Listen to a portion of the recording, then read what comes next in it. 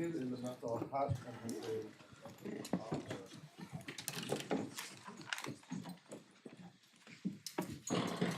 Yes. My Lords, first may I pick up on some miscellaneous matters raised yesterday. My Lord Lord Justice Nugee raised the questions of what is an office holder, and we understand it to be the same as an office bearer under Article 7 of the 2016 Constitution. The question was raised, how many were on the Raptor Committee as at August? There were 22 elected members, as I mentioned yesterday.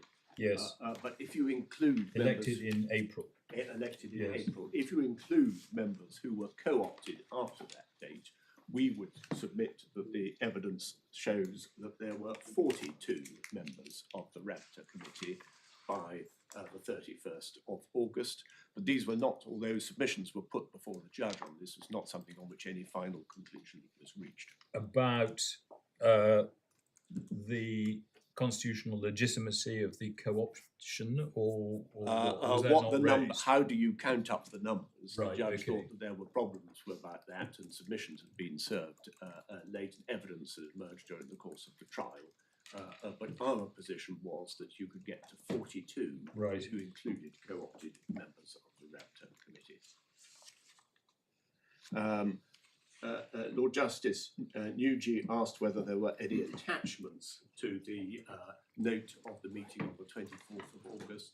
It came from the claimant's disclosure, and there were no attachments Right. in that disclosure. The question arose, do members of MQMP have to be based in Pakistan? And the rules for MQM are that you have to be a citizen of Pakistan, but you don't have to be resident in Pakistan.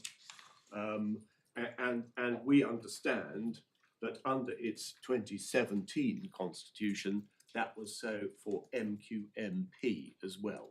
So it was citizens, but it didn't have any residency requirement.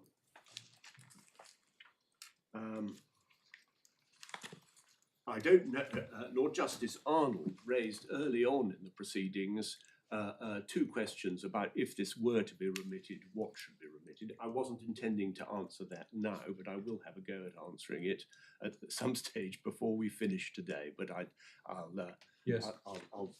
deal with that at a time of your convenience, my lords. This is now ground 1B of the appeal. It was the judge's contention that the constitutional issues were not a defence for the trustees, and I accept there is some question as to whether this is a necessary part of the appeal, because does it simply follow from any decision under 1A that equally the judge made errors on our case, it is approached to 1A, and if those errors were corrected, that means the constitutional issue does become a defence for the trustees, because they are querying, they are challenging who the correct claimant, who the correct beneficiary in this case should be. But the way the judgment is phrased, unfortunately, it's not as clear that the judge's view that trustees couldn't take this point, whether that's based simply on the prior finding that MQMP is MQM, i.e. the result of 1A, or whether it's a more general finding that trustees cannot bring arguments relating to title or standing to sue. The relevant passages in the judgment, they start at paragraph 16, which we looked at yesterday.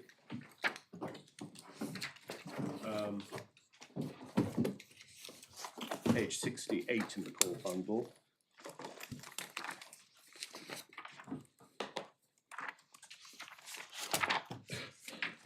Yes. And I won't read that out again. I made submissions on that yesterday. But in paragraph 18, if you look down to the 5th line, it is of potential concern that the active defendants may be raising matters concerning the interests of members and may be former members under the contract of the Constitution, rather than addressing their positions as trustee of land. It's of concern that they may be doing so in their capacity as trustees to advance their personal interests and claims. So he's making a more general point there, I submit, that there's something wrong with the trustees raising this at all. And then he says at paragraph 19, it's recognised that the concerns are raised in the context of the particulars of claim, not the defence, having first raised the matters resulting in the MQM identity issue and the MQM constitutional issue. In addition, the concerns have not been raised by Mr. Haque on behalf of MQMP. It's also appreciated and account will be taken of the fact that Kern's concerns could not be fully raised by the court until final submissions due to the manner in which the trial proceeded, including the timetable. Nevertheless, there are matters that need to be addressed, albeit in that context. So that seems to be a straightforward statement by the judge that even though a party has not raised an issue, the court is nevertheless entitled to raise it. That is certainly saying this is a matter of concern to him, and he will raise it, even though the parties have not raised it. Yes. And you say the judge had no business doing that. He had no business doing that. Of course, judges may find themselves in the position where they have to do that, but he didn't have to do it. And if he was going to do it, we had to have adequate opportunity to react to it. And really, by the time it was raised by the judge, it was all far too late. Then he makes points at paragraphs 24 through to 27, which certainly relate generally to the principle that these are trustees who are raising the constitutional issue, and he concludes at paragraph 27, as a matter of principle, there appears to be much to be said for the proposition that the active defendants should have recognised that the defences they're raising within stage one of the trial are defences attributable to their interests as members, former members, but not as trustees. So he's saying this is none of the business of the trustees, this question of locus. It's not for the trustees to raise it. It should be only a member who raises it, essentially a beneficiary, an arguable beneficiary who raises it. But I just don't understand the statement attributable to their interests as members, former members, not as trustees. They're being sued for breach of trust as trustees. Well, yes. And so how is that not attributable to their interests as trustees? It certainly is attributable to their interests, and we tried to persuade the judge with reference to authority, which he does address, the case of Fielden and Christie Miller, but he distinguished the case of Fielden and Christie Miller, which we cited in closings in paragraph 29. He distinguished that on the grounds that concerns defences which are relevant to the alleged misconduct of the active defendants as trustees. It doesn't concern the question of locus. But it may be, Mr. Slade, if you look at paragraph 26, we did look at this yesterday. yes, The judge is proceeding on the basis that the constitutional issues only arise once you have concluded that MQMP is MQM. And that's what he said in 16.2, and he says it again in 26. The active defendant's case for this issue, the constitutional issue, proceeds on the basis that MQMP is MQM. Now, if one goes with the judge and first decides is MQMP MQM, and then says what's left of the constitutional issue, you can see that once you've answered what he calls the identity issue, it really doesn't matter for their duty as trustees whether there have been mishaps in administration of MQMP, because he's already decided that the beneficiary is MQMP. Therefore, he's already decided that the trustees can be sued for breach of trust.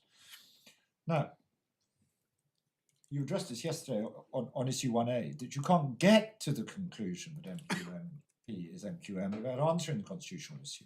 But The judge obviously thought you could, and if you, that might explain what he says in this section, which is that once you've got to that conclusion, the constitutional issue ceases to be of any relevance to the breach of trust. It might explain it, in which case our ground 1B is entirely tied up with our ground 1A, and the same criticisms we make ground 1A Yes. apply to that. I completely accept that, my lord.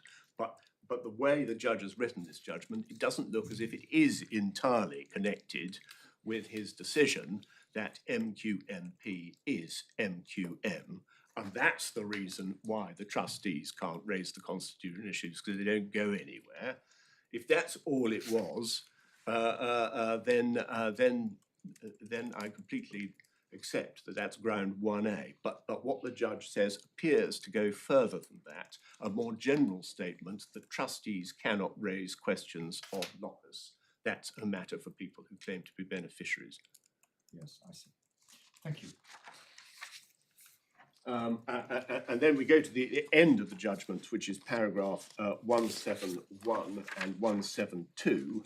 And by the time the judge is analysing the position at 172, he has decided that MQMP is MQM. And at 172, he runs through a list of points, all of which are predicated on the finding that MQMP is the beneficiary of the trust. So you can see he refers to that in paragraph 172 on page 100 of the bundle. It refers to MQMP, the beneficiaries of the trust, in line 6.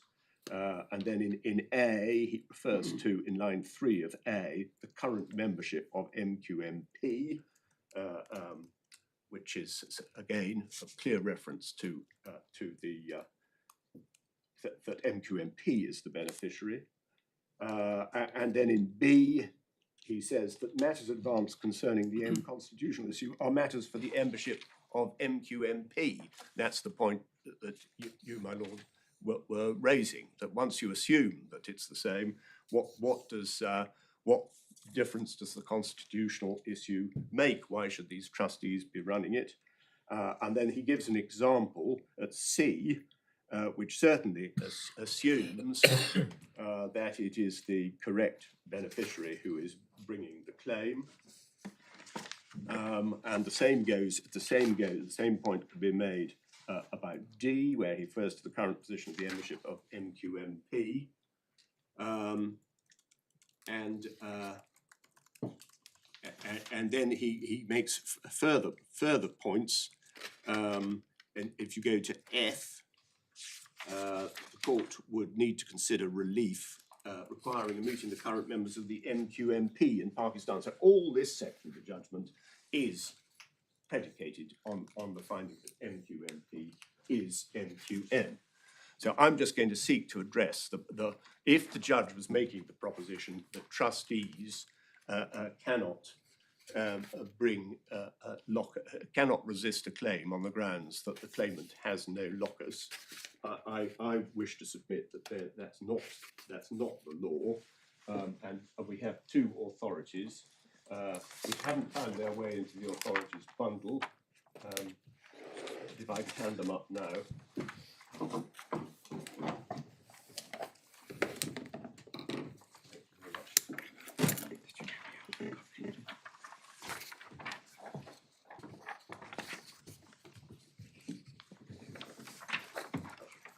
They've been numbered so they can be put into the end of the authorities bundle.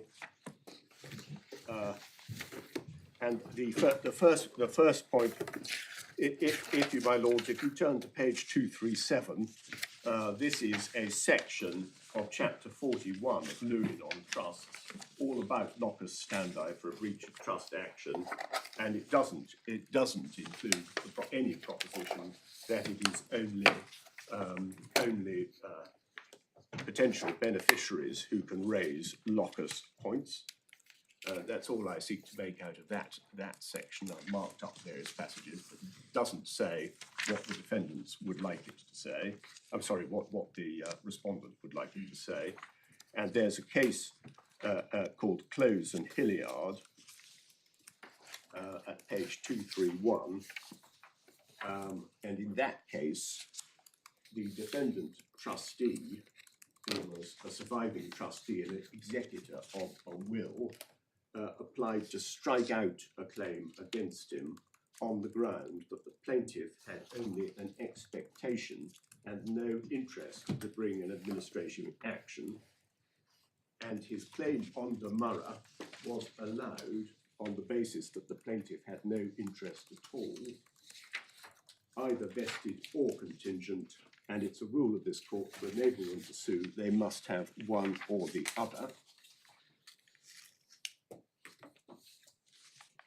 And if you go to the marked up passage, there's the judgment of the Master of the Rolls on page 233. Do you know who the Master of the Rolls was in 1876? It was Jessel. I think he was Master of the Rolls for quite a long time. I'd rather like to start. I should have thought the question has been the subject of decision over and over again. Yes, I cannot find that the exact point has been decided in any reported case, and I know he's gone to his enormous library and searched through for hours. He said, but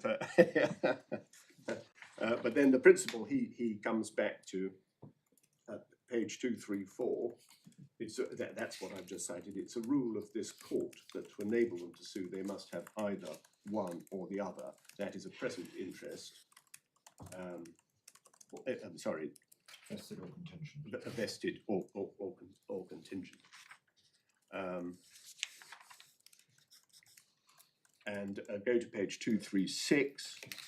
The decision is clear that nothing less than an interest will allow a man to maintain a suit. This is a decision of Lord Westbury's. It's a decision in favour of the demurring party and against the plaintiffs. And he concludes, I'm of the opinion that the plaintiffs have no right to institute this action, and the demurrer must therefore be allowed. And I think that a demurrer is a form of strikeout. Now,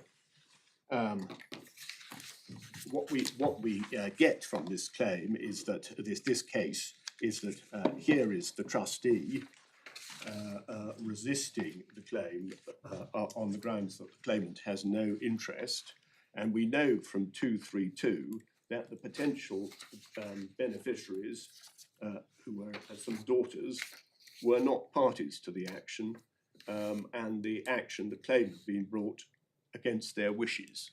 So it was just the trustee standing there saying, you have no right to sue.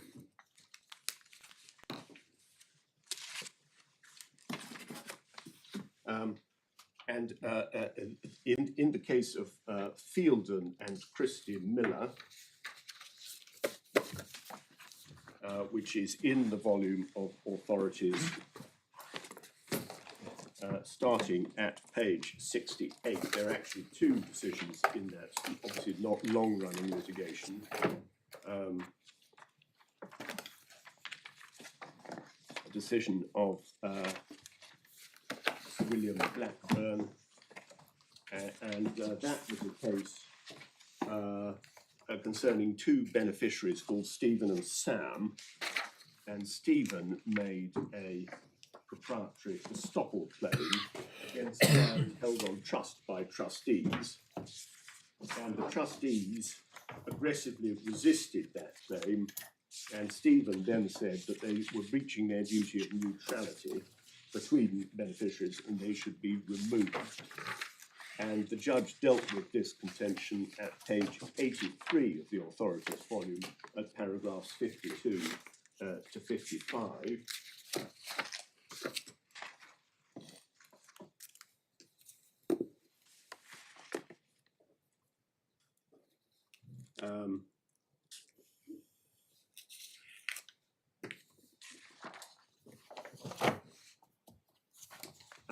And really, the point we want to get is out paragraph 55, This was plainly hostile litigation to which the trustees were entitled to plead. After all, their conduct was being called into question, over anyone made representations. I do not consider that a trustee's duty of neutrality as between the beneficiary for whose benefit he holds the trust fund requires him to take no position when his own conduct is called into question. And then further down, halfway through the paragraph, in my view, not only were the settlement trustees entitled to defend the claim, but absent some kind of representation order enabling one of the beneficiaries, presumably Hussain, to defend the claim, and it's to be noted that none of the sort, the trustees might have been open to criticism if, believing the claim to be without merit, they'd stood by and done nothing. They could have applied for a Bedo order, they did not. Instead, as I understand it, they chose to defend the claim with the benefit of indemnity from Sam. I see nothing objectionable in them having taken that course.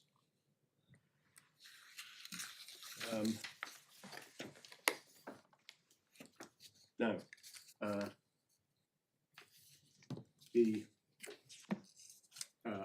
judge distinguished this authority, which was persuasive authority for the judge, on the grounds that the this was in paragraph 30 of the judge's judgment.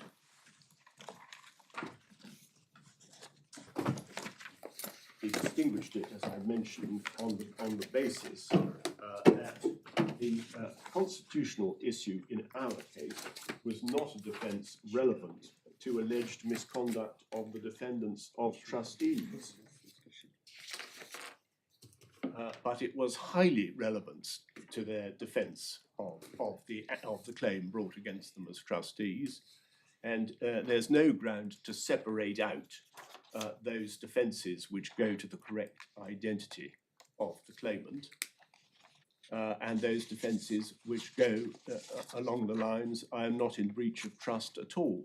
Trustees must entitled to bring their whole defence when they defend proceedings, and not just half of their defence if they're being sued personally and asked to account personally.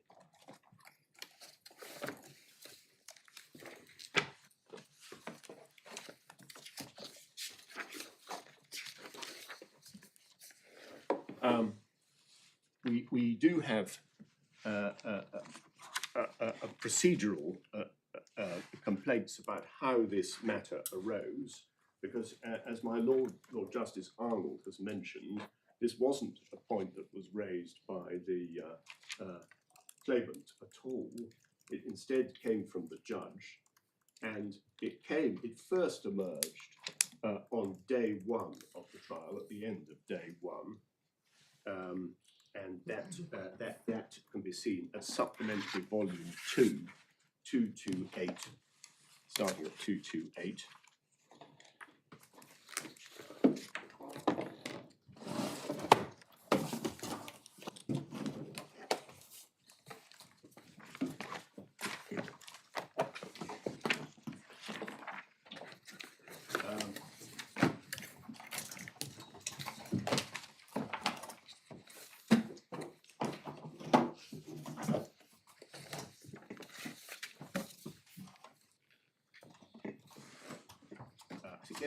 There may be some muddle as to who is speaking in the course of this element of the transcript.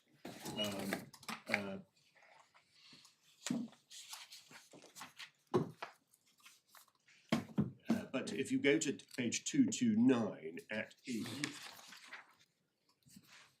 just talk in terms of English, all right? So you've got the Conservative Party, because there is a case involving the Conservative Party. Yes, Conservative Party in Borough Model. Let's say there's a breakaway movement in the Conservative Party, and that breakaway movement actually says, we are the real Conservative Party, and therefore we own the property that Mrs. X happens to be the legal owner, but recognises she's the trustee on behalf of the Conservative Party. You wouldn't dream of getting Mrs. X to be the person who is now arguing the case as to who the beneficiary is. Well, if Mrs. X was being accused of breach of trust, that is why. And then the judge says, no, well, no, she's not in breach of trust. Well, she may be in breach of trust. Both people, if she's trying to walk away with the money herself, that's a different issue. But at the moment, she says, I don't know who to give it to, because at the moment I don't know who the MQM movement is. It might be Pakistani, it might be London. Well, that's not the position of these trustees, though. These trustees would say that the claimant was not the correct claimant. But how can they say that as trustees? Because the question is not what is the trust. Trust is established, it's for MQM. The question is, who is that? And the only people who can argue are those people who claim to be that unincorporated association. So the judge was thinking at that time along the lines that trustees cannot say this is the wrong claimant. But the alarm bells did not go off on our side that this was a point that was going to be pursued by the judge, because we then it emerged in a very different context, which was a disclosure, a strikeout application all to do with disclosure, and then the matter didn't re-emerge until the final evening, the evening of the penultimate day of trial, and then it became clear. So that's day 6 at page 589 in volume 3.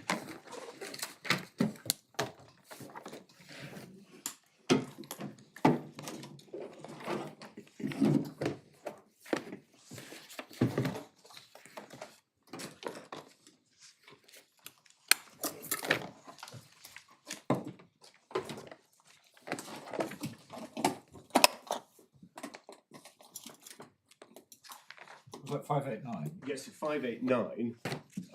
So it's just at the very end of day 6, and then the judge at the bottom of page 589 made it clear that this was a point that you can see.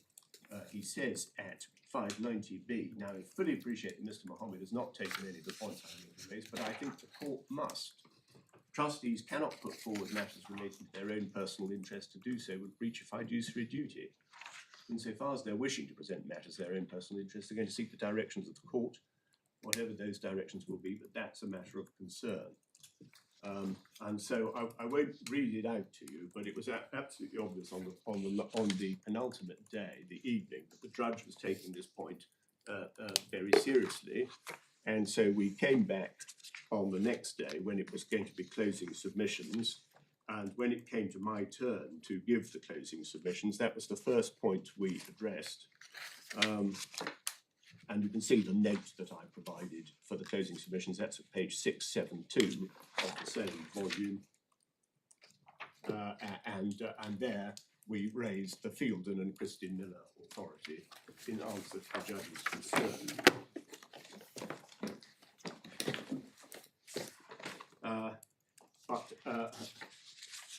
But it did, that this was a live point, did rather pull the rug from under it. The judge really was going to decide it in this way. It did pull the rug from all the emphasis that we had been placing on the importance of the constitutional issue. And of course, had this concern been raised many months before trial, representation of other beneficiaries might have been arranged. And in my supplemental skeleton argument, I give the names of 5 people. These are just by way of example, of 5 people who could be chosen to be representatives of a beneficiary. These happen to be people who attended the trial in front of the judge. And I think they may have attended yesterday's proceedings too. I don't know. Can I ask you a different question? What does Yes. the judge mean by relating to their own personal interest when he said that on page 590? I think he was getting to the point. If you're being accused of breach of trust, you are allowed to say, I'm not in breach of trust. My conduct is exemplary. That relates to his own interest. But you're not allowed to say, you're just the wrong claimant. You're not the right person to bring this claim. That's exactly what he decided. Yes. So in other words, it treats the actual claimants as bringing the claim in the public interest, as if they were the Attorney General. You mean it elevates the claimant? Yes. It makes Yes. them immune from an obvious point that could be taken against them, and somehow Yeah. it gives them a privileged position. Yes, Yes. I see, my lord. Thank you. Yes.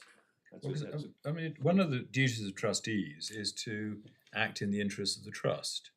And if you're being sued by somebody who has no connection with the trust at all, it would be frankly rather bizarre if the trustees couldn't say, acting as trustees, you have no right to sue the trust.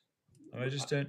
That was the instinct of Sir William Blackburn in the Fielden and Christie Miller case. And sometimes it's trustees' duty to say this is a very bad claim, and they don't need to go and ask their beneficiaries about it. They can just say that it's their duty to take a sturdy approach towards misconceived claims. But you don't need to go that far. The question isn't whether the trustees are obliged. The question is whether they're entitled to take the point. Thank you. Yes, that's right. And of course, it would have been open to our trustees to apply for protection on costs under Beddoe, and we've accepted that there may be submissions that can be made by other beneficiaries, proper beneficiaries, if they think that this litigation has been conducted in the wrong way. I'm not sure. The reference to Beddoes, I mean, we'll hear what Mr. Mohammed has to say, but my understanding is that Beddoes action is normally something that you think about if trustees are being sued, as it were, on behalf of the fund. That there's a claim that's adverse to the interests of beneficiaries, and then the question is it in the interests of beneficiaries that claim be defended or not? But this is a different this is a claim for breach of trust. The trustees are being sued personally. If they lose, they have to pay the costs. They don't go and get a Beddoes relief as to whether they should defend themselves. It's up to them whether they defend themselves. Now, it may well be if they defend themselves successfully, they're then entitled to an indemnity out of the fund because it turns out they shouldn't have been sued. But if they are in breach of trust, they're very unlikely to get their costs out of the fund. And I don't think the Beddoes Court ought to give them in advance an indemnity out of the fund. There seems to me to be a bit of a mischaracterisation of what the nature of these actions. This is an action for, it would be in a common law court, an action for damages. Being an equity court, it's not damages, it's to account for breaches of trust.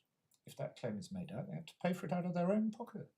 It's not really a claim against the fund at all. Anyway, that's my current perception. Well, I'm not going to try and dissuade you from any of that, my lord.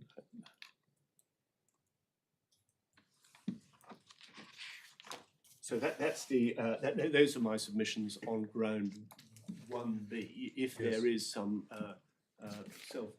self-standing life in ground 1B separate from ground 1A. And now I turn to ground 2, which is all about the effect of Mr. Altaf Hussein's announcement on the 23rd of August 2016. And can I start by asking you to look at Article 9A and 9B of the Constitution, which is at page, in the core bundle, page 187.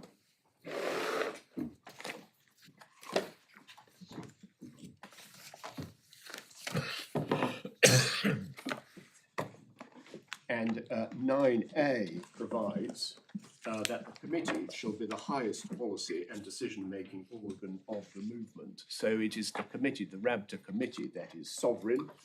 And then 9B, I'm afraid you have to go back to 182 in order to be reminded of 9B. The Central Coordination Committee shall seek guidance from Mr. Altaf Hussain, being the founder and ideologue, on the major issues for his ratification. So that is a clause that mandates guidance, but of course the views of Mr. Altaf Hussain would be given all appropriate respect, but it does not alter the sovereign state of the committee under 9A. The committee is not obliged to follow the views of Mr. Altaf Hussain, although out of the reverence that they hold for him, they would want to do so. What does ratification mean in those circumstances? It means approval, but my submission is that approval is not a prerequisite for the Rabta committee to proceed with what it wants to do. They're seeking guidance and approval from Mr. Altaf Hussain in order to give themselves confidence that they are doing the right thing, but it doesn't mean that their sovereign authority under 9A is displaced. It's a slightly odd word in those circumstances, ratification. Ratification is normally used where a principal agrees with something that an agent has purportedly done on the principal's behalf. Yes. But you say that's not the relationship between Hussain and the committee. The committee is actually the sovereign body. Ratification is more sort of blessing. It is.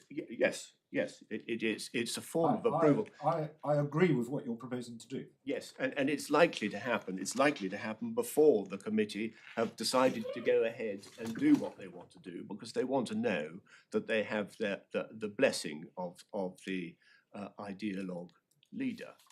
But it doesn't displace their sovereign authority to go ahead, but nevertheless, they would want to seek that approval before they do what they're planning to do.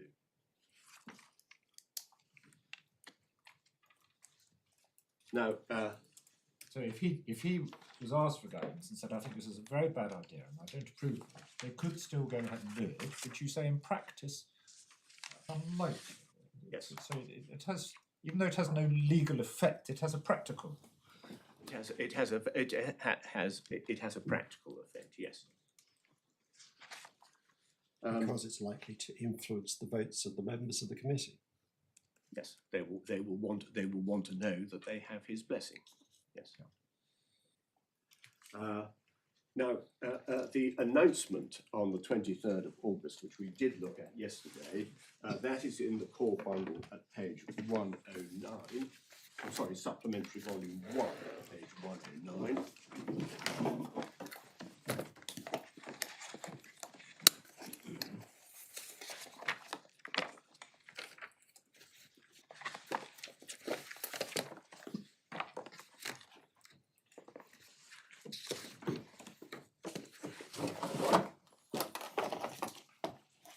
I've got that reference wrong. Yes. It's at 18, I beg your pardon, 18.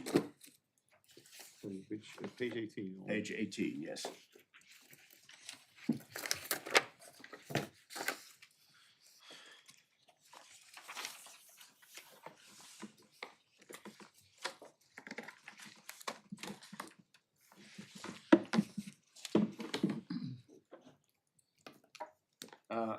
And in this announcement, so this is the full paragraph at the bottom of page 18. You start at line 3. As founder and leader, I hand over complete authority, organisation, decision-making and policy-making to the contact committee, Rabta committee. I pray to God that the Rabta committee will serve and provide more and more to this nation. Mr. Altaf Hussain appealed to MQM's elected representatives, responsible workers and sympathisers to make Rabta committees stronger for the benefit of the movement. Mr. Altaf Hussain will pay special attention to his health as per the Rabta committee's advice. Owing to ongoing incidents, sad news and day and night organisational activities, Mr. Altaf Hussain is under immense mental stress. And as a result of his speech, Mr. Altaf Hussain says he apologises from the bottom of his heart once again for breaking the hearts of the Pakistani nation. That's the nature of the announcement. And the judge found that this announcement meant that he would no longer be giving guidance, having handed over complete authority at paragraph 113 of his judgment. The judge held that Mr. Altaf Hussain had said that he would no longer be involved, and therefore his guidance could not be sought.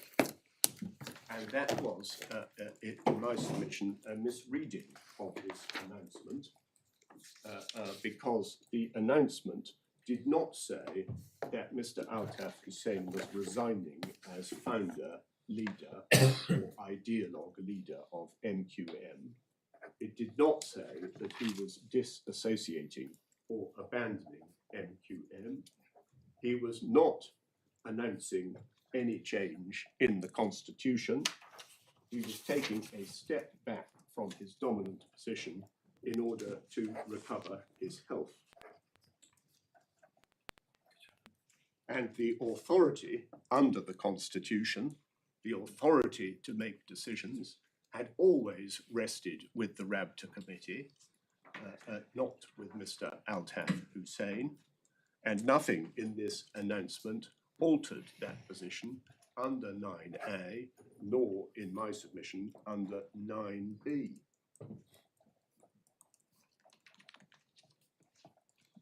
The announcement did not say that this was a permanent arrangement. The reference to the health and mental stress one can see in this announcement would give the impression that once Mr. Hussein's health had improved, the position might change. The judge, I submit, would not have taken the view he took towards the announcement, this is a separate point, if he had found that prior to the announcement there had been a telephone call in which Dr. Sattar had invited Mr. Hussain to temporarily take a back seat until the situation in Pakistan had calmed down. He would have read the announcement consistent with that telephone call and agreed with the defendants that this was a temporary holding arrangement. So what was the judge's factual finding about the telephone call? The judge did not make any factual finding about the telephone call. One way or the other? One way or the other. It was pleaded in the defence at paragraph 23, so that's at page 156 of the call bundle.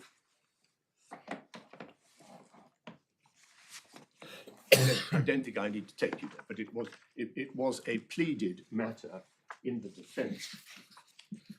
And the defendant's case on the evidence was that this call had taken place on a speakerphone between Dr. Sattar and the convener, Mr. Nusrat, in London, and to which Mr. Altaf Hussain and Mr. Qasim Ali were both listening to this telephone call.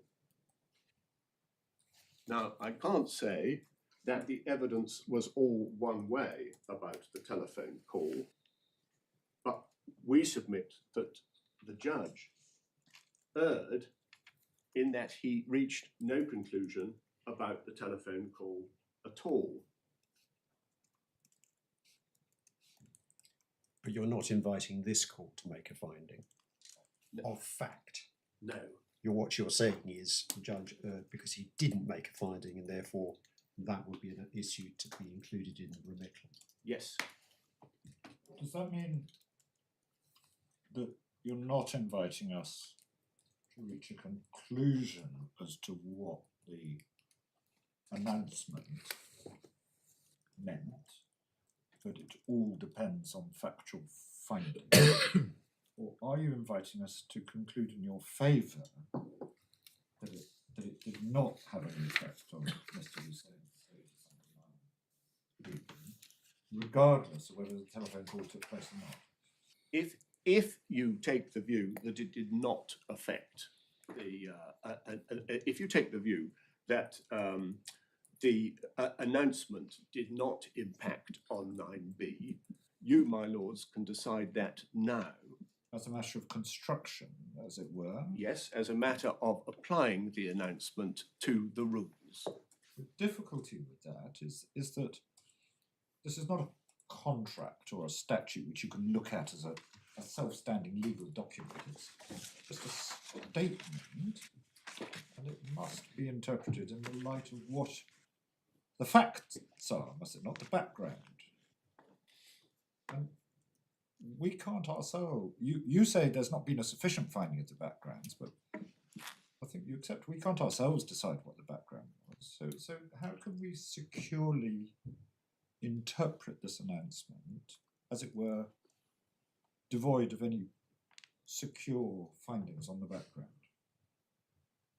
Well, the part of the the part of the background that we say is an important part of the background is, of course, the telephone call. And I can't invite you to say that there was a telephone call. So I can see from that point of view, if the call impacts the context of this announcement, as we submit it does, then that is a matter that has to go back to be dealt with at a remitted hearing. I think what you're really saying is, if we can be confident that whether the call took place or not, it didn't amount to a renunciation of his position under 9b, then we should say so. But if we think it all depends on the facts, then it should be remitted. Yes. Is that a summary of your position? You rescued me, thank you. Yes. So the question is, can we be confident that it means what you say it means? As it were, just looking at it in isolation. Yes. And if you can't, then it needs to be remitted. And I know that a first instance judge can't be expected to make findings on every minutiae of a dispute. But this telephone call was a central and pleaded aspect, a central and pleaded element of this aspect of the trial, and the judge missed it out. The nearest we get, I think, is in the judge's judgment at paragraph 116.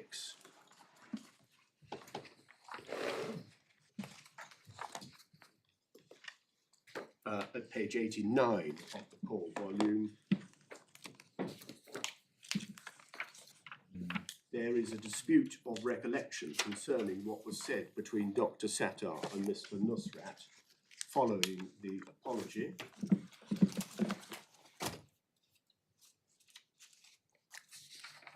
That's the nearest we get to any discussion of this telephone call.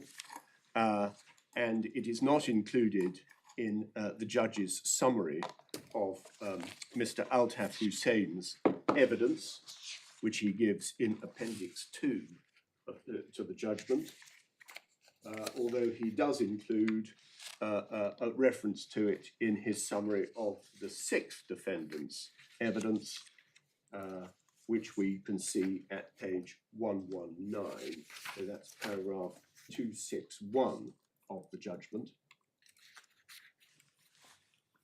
This is Mr. Kazim Ali, is it? That's right, yes. So the sixth defendant, and that is a reference to the evidence which had been given by way of witness statement by Mr. Kazim Ali.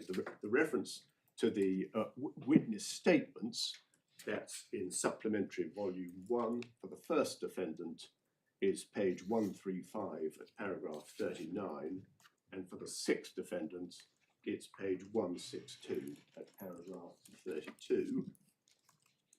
And as I say, the judge reflected the latter in his summary of the evidence. He didn't reflect the former, and he came to no conclusion.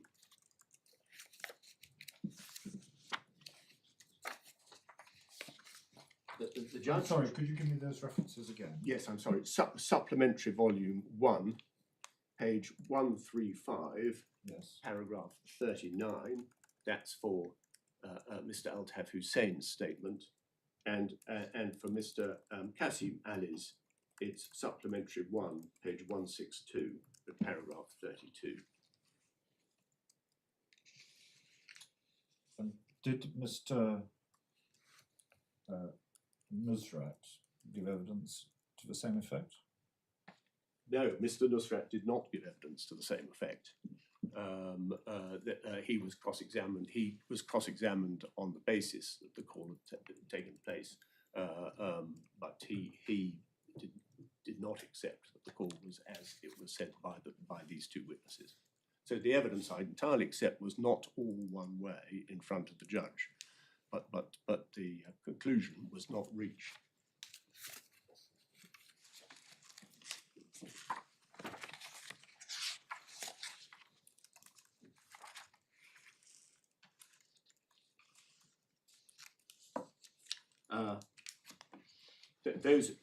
Those are my submissions on.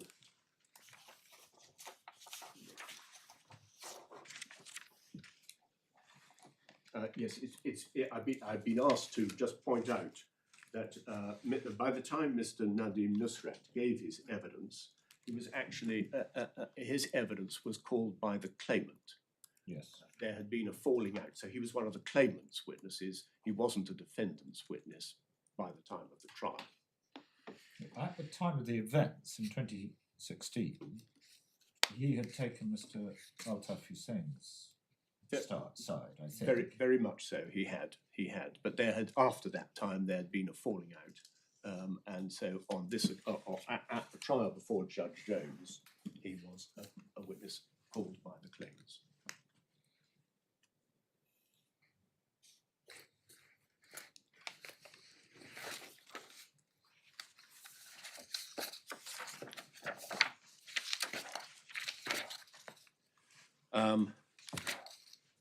And that is what I was going to say about ground 2 of the appeal. Can I just ask you this, going back to the text on page 18 of the first supplementary matter? I hand over, I mean, I know this is a translation, but this is the translation we're working with. I hand over complete authority, organisation, decision-making and policy-making to the contact committee, which I think is accepted as the CCC. On your submission, he wasn't actually doing anything because they already had all the authority. So what does he mean by saying I hand over? He's affirming the constitutional position. He is not exercising. He's taking a step back. He's not going to dominate things. He's going to let the Rabta committee do its sovereign job. It was obviously a very sensitive time, given what had just happened. And I think, was this common ground that Dr. Sattar was suggesting something should be done to calm things down? It was common ground.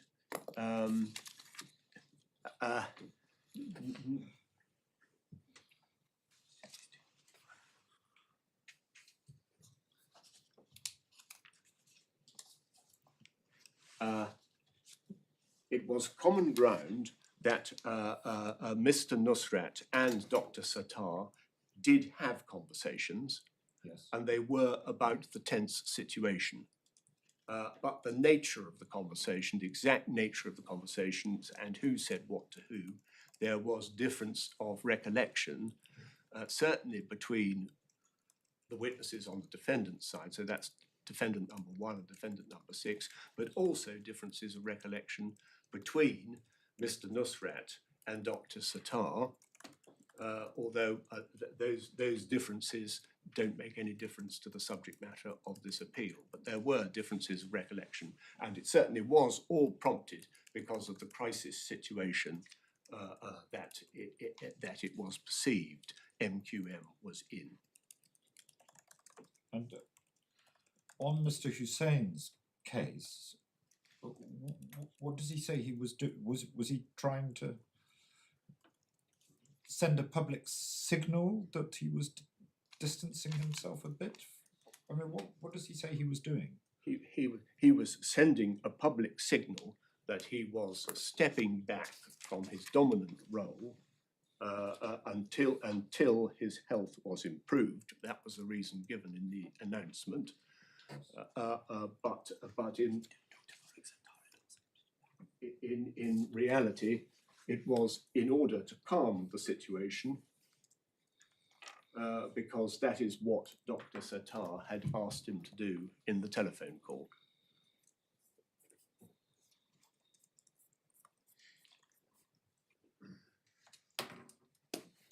Thank you.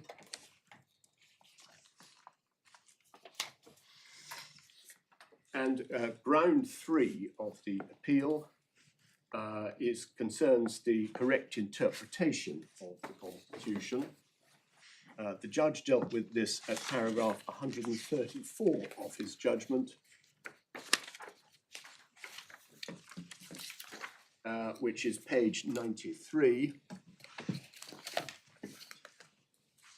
And he held that provision 9A is not to be construed as though it required a 2/3 majority of the CCC, whether members attended the meeting or not.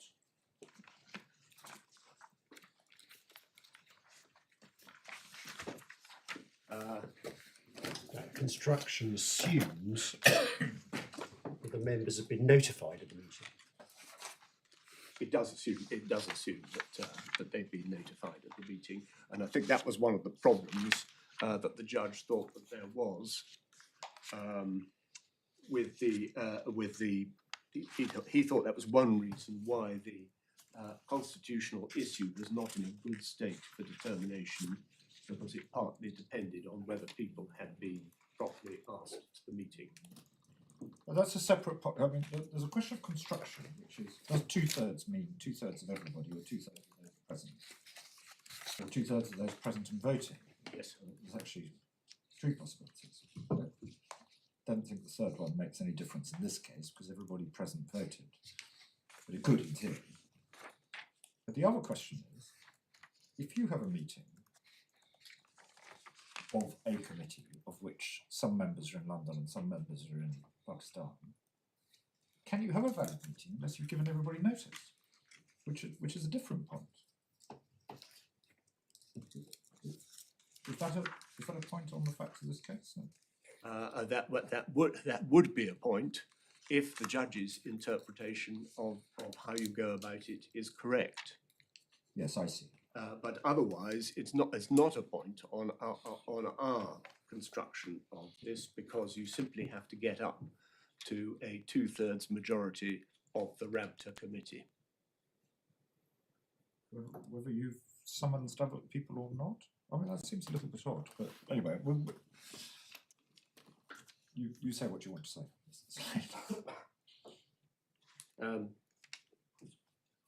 Now, the judge read clause Article 9A. He read it as if the reference to the committee in the final line had actually said those members.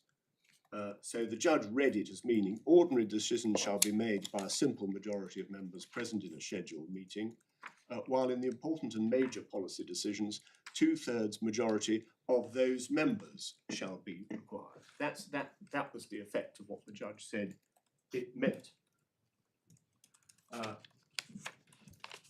But this 2/3 majority is reflected in other clauses in the Constitution as well. We see it under Article 10, which was equally important in deciding whether what happened at the end of August was valid or not. That refers to a 2/3 vote of the committee. That makes no difference from a 2/3 majority of the committee. And then there's a reference in Article 13b to at least 2/3 majority. And then at the end of Article 17, this is intra-party disputes, where it provides an aggrieved member, if he or she so chooses, has a right to appeal to the entire committee, whose decision with a 2/3 majority on this matter shall be final. And the 2/3 majority, I submit, must be intended to mean the same in all of those articles. And the provision of a 2/3 majority in Articles 10, 13 and 17 is not influenced by the proximity of the reference in Article 9A ordinary decisions shall be made by a simple majority of members present in a scheduled meeting. That would be allowing the tail to wag the dog if you said in respect of all these other articles that you gain something from those opening words. But going back to 9A itself, I presume that the point you're making on construction of the wording is that in the last sentence it says 2/3 majority of the committee. It doesn't say 2/3 majority of members present in a scheduled meeting. Right, there's a contrast drawn between the committee, which you see in the first line, and the committee in the last line, and that is to be contrasted with the simple majority of members present. So you say the linguistic point actually points the other direction. Indeed, my lord. Yes, we say that, and you.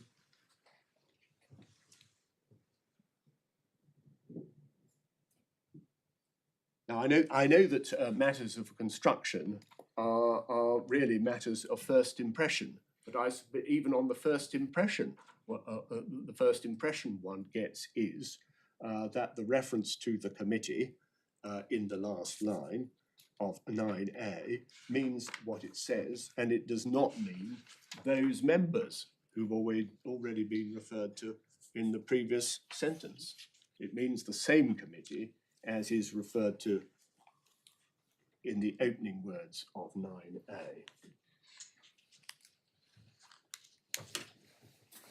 This point is important because when the matter, if we succeed in having the matter remitted, it makes a difference to how you do the maths.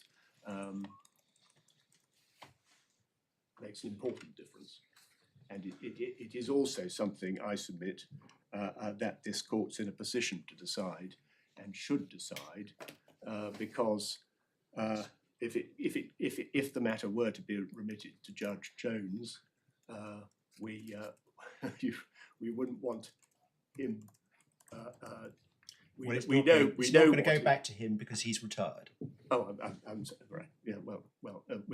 Whatever. We submit that the Court of Appeal are in a good as position as a judge to draw its conclusions as to what the reference to the committee in 9A actually means.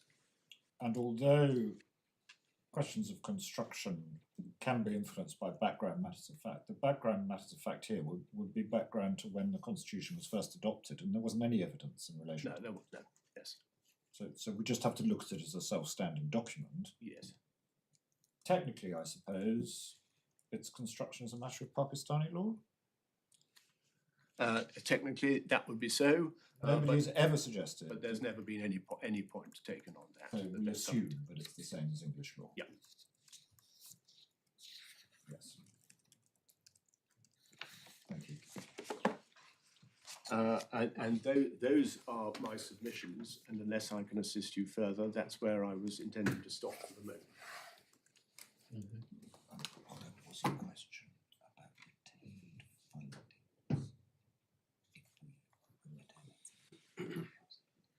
Yes, you may remember yesterday morning, I think my Lord Justice Arnold asked what findings should be retained if the matter is remitted.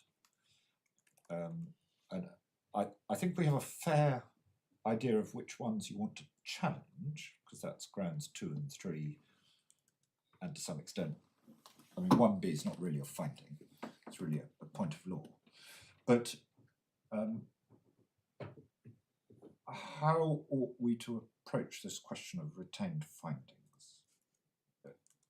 We have set out in our grounds of appeal the ones we are going for, but so those would be at large if we succeeded in our appeal. Your lordships would be telling us what the answer to those questions were. If you decide 1A in our favour, you would be deciding that you cannot get any assistance from events after. That's all part of our criticism under Yes. 1A. You're saying you can't say that there's been some sort of ratification. That the only question your lordships will be saying is the constitutional issue is the validity of what happened on the 31st of August and the 1st of September, and that is to be assessed with reference to the counting up as we conclude under ground 3, and if you feel able to draw a conclusion under ground 2, if you feel able to say this announcement makes Well, I'm no sorry to difference. interrupt you, but I think this still requires a bit more thought, because to take one of the examples that was discussed yesterday, Yes. you don't challenge the finding that the operative constitution was the April 2016 one. No. So we can't simply remit the matter for retrial of the preliminary issue de novo. No. So it has to be a more limited remittal. Now, I think we've got to allow Mr. Mohammed time for his submission, so I don't think it's necessarily profitable to debate this at length now. But I think what's required is some thought as to how one demarcates that would be live on the remittal and that which would not be live. And I would seek to demarcate it with reference to the further hearing which the judge envisaged having, but we said the judge couldn't have until we had a successful appeal if we got it. So it will be the same hearing, but as adjusted by the Court of Appeal. But I don't think that's going to be that's not going to be good enough for you, Michael. So I'll give it more thought. I mean, a starting point might be the list of decisions which the judge records right at the end of his substantive judgment in paragraph 1 and 2. Yes. And which of those you challenge and which of those you accept will stand if the matter is remitted.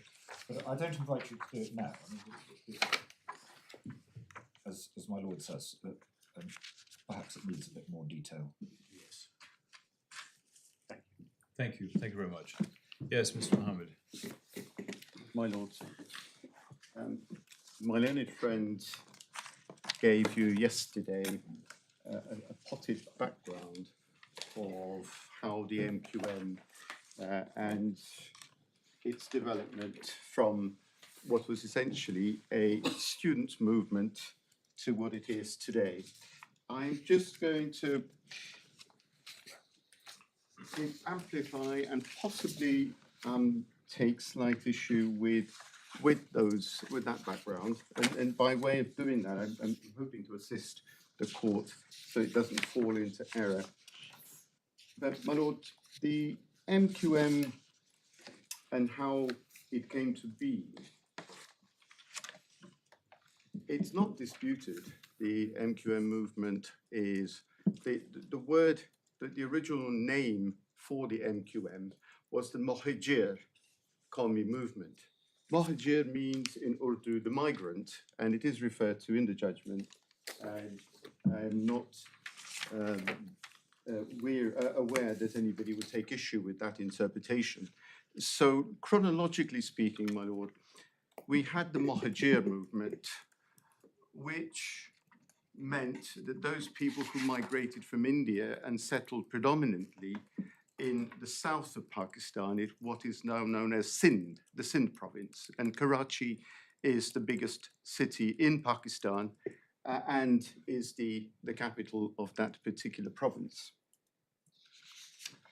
The issue then is, how do we get here? The origins of MQM were initially a student movement called the APSMO. And the first defendant, Mr. Hussein, who's now the first appellant, was involved, instrumental in setting that movement up.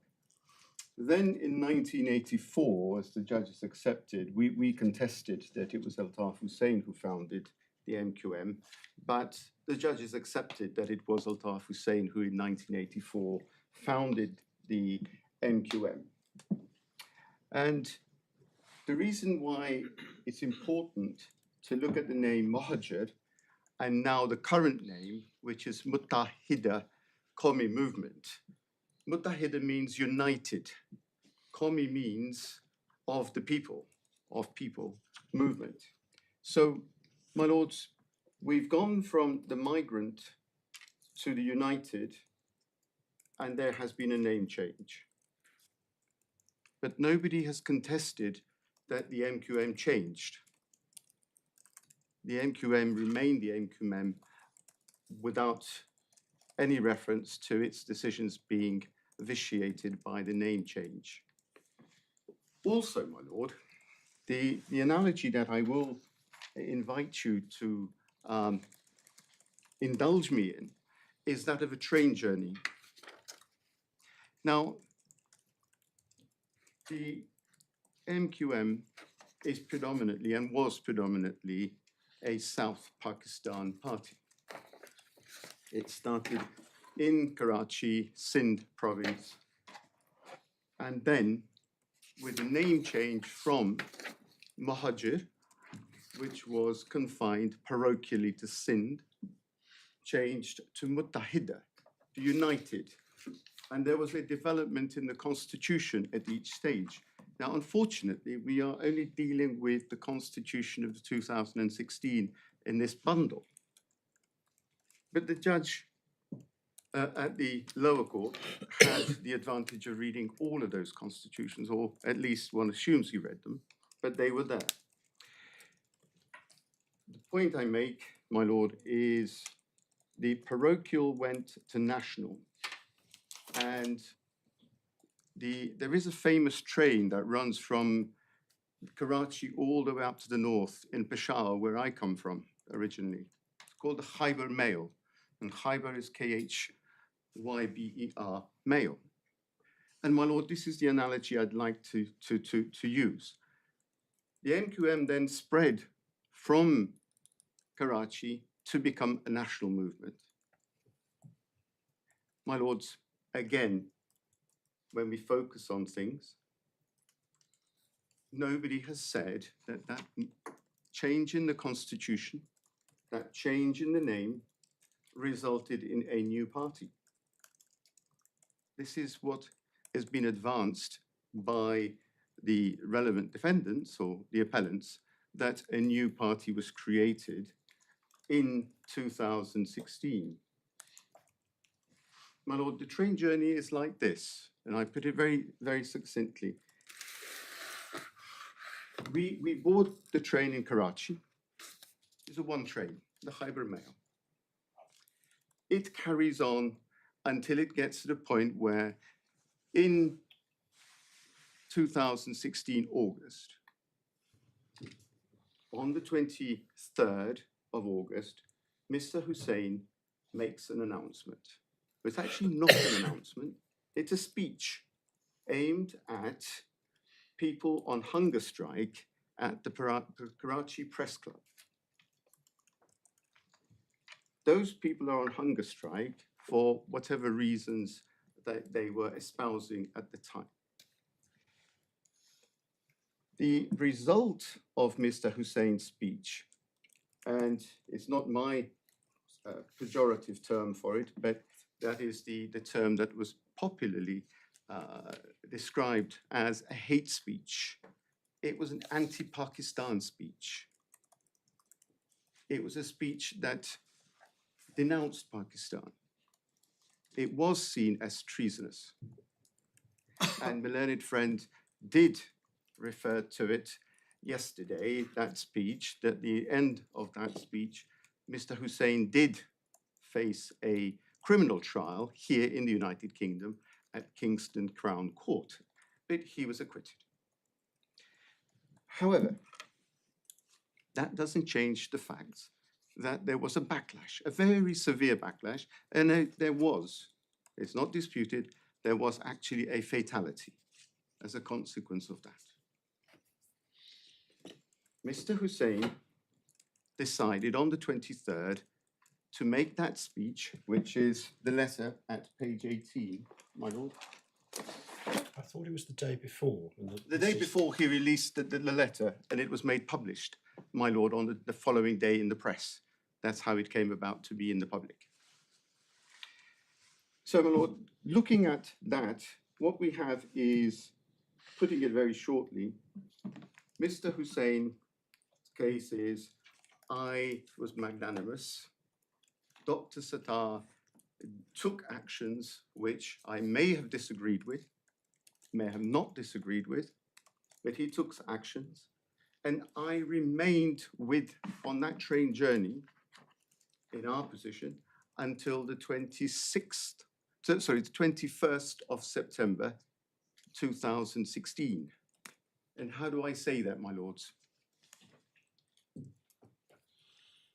If we look at this, the situation, and I will take it, I'm giving you the potted history, then I will go and take you to the documents in stage to support that contention. What was the date you said something? In The September? 21st of September 2016, my lord. That is the date upon which things took a turn. And this is where we arrive at the first station on our journey. It's when people depart. Mr. Hussain first stop was when he made that announcement and the speech and the backlash. The second was the apology letter, which is at 18 in the supplemental bundle. You were taken to that.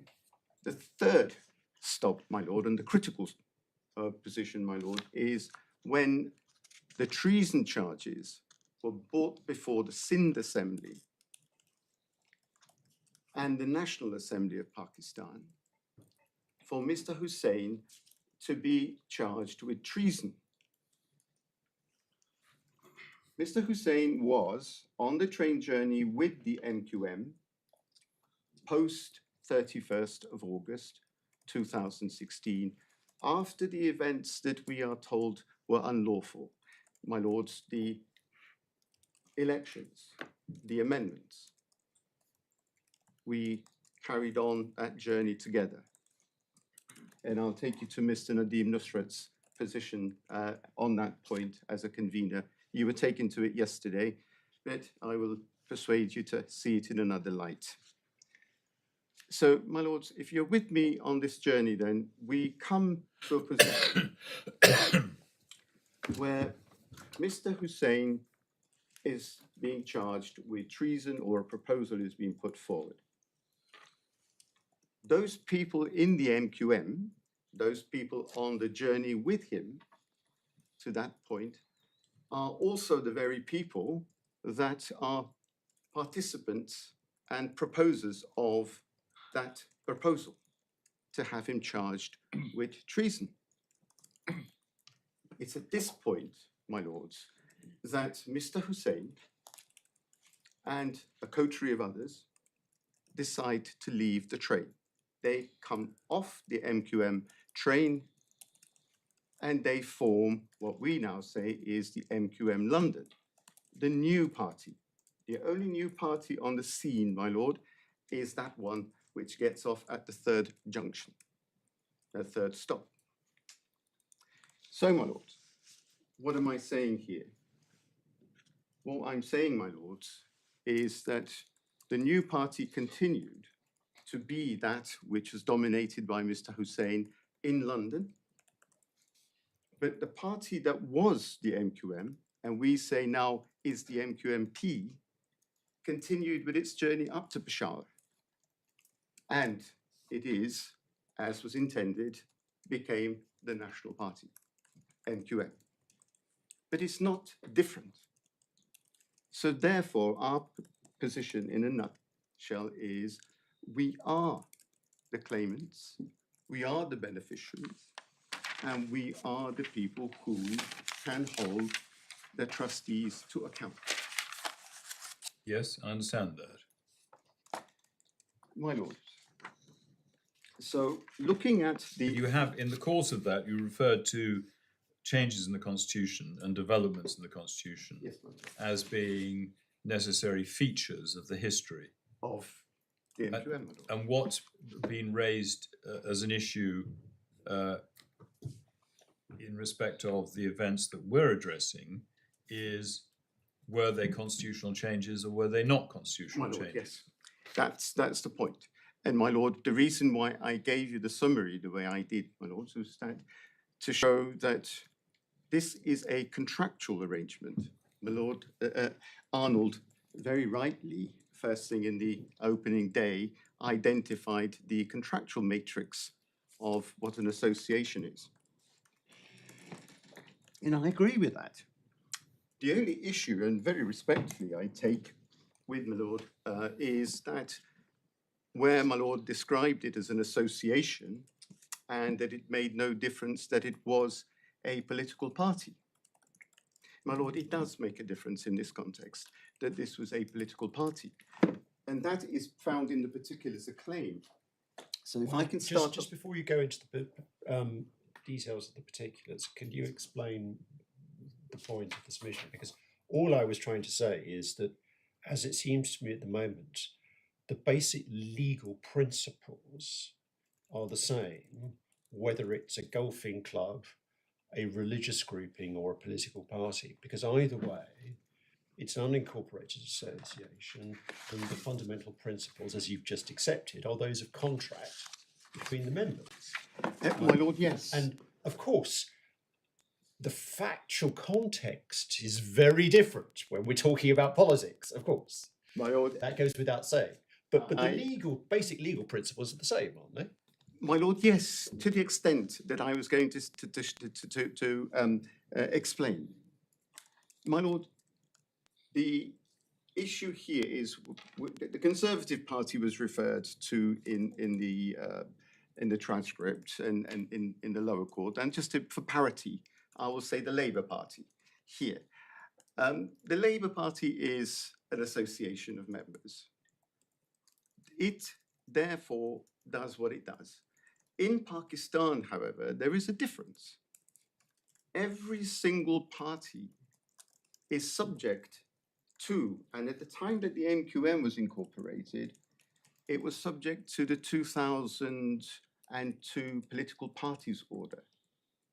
And that was prescriptive in how it wrote its constitution, how it set about its intra-parties elections, and how it carried through amendments and what needed to be done in order to be able to participate in elections. So the point here, my lords, is that the MQM was an association, remains an association, but it's now, in the modern context, subject to the 2017 Political Parties Act in Pakistan. And I think to go back to my Lord Nugee's point about jurisdiction and Pakistan and foreign jurisdiction, it touches on my preliminary points. This prescription of how the party is to operate makes it slightly different in how it as an association works. The constitution of the MQM, as with any other party, has to be registered with the Electoral Commission of Pakistan. That is a point that was agreed upon in the lower courts. Also, my lord, what was agreed was that the Election Commission of Pakistan is the final arbiter of what constitutes a valid constitution of a party and entitles it to registration and work as a party. I think it's overstating to say this was agreed. I don't recall any such agreement. My lord, no point was taken with that proposition, so if my learned friend wants to refine it, put a finesse on what I say, then he may. But my position is that that is how legally the parties work. It's in the defence, my lord, where it's accepted that the MQM was registered as a political party. But what the defence says is, well, subject to confirmation by formal documentation. My lords, I could take you to that particular section, should you wish me to. Well, what, can you explain why this matters? I mean, I'm sure you're absolutely correct that as a matter of Pakistani electoral law, this is obviously all subject to what that law provides and for the Electoral Commission to play the role that you've described. But we're not concerned in this court with Pakistani electoral law, are we? We are concerned with English trusts law. My lord, the constitutional issue is what is concerning this particular point, and that turns on how the constitutional validity of the association is accepted in Pakistani law. But let's test that. Let us assume that the April, for the sake of argument, I'm just putting this as a hypothesis, if hypothetically the April 2016 constitution, which the judge found was the operative constitution at the relevant date, suppose that was invalid as a matter of Pakistani electoral law, why would that matter? Well, it would matter because it would then be a question of whether or not that constitution constituted the governing contract for that association, whether it's in English law or under Pakistani law. That is the point that I was coming to, that for it to be a valid contract in the association between members, it would have to be valid first, per se, in Pakistani law. Otherwise, the association wouldn't be a political party.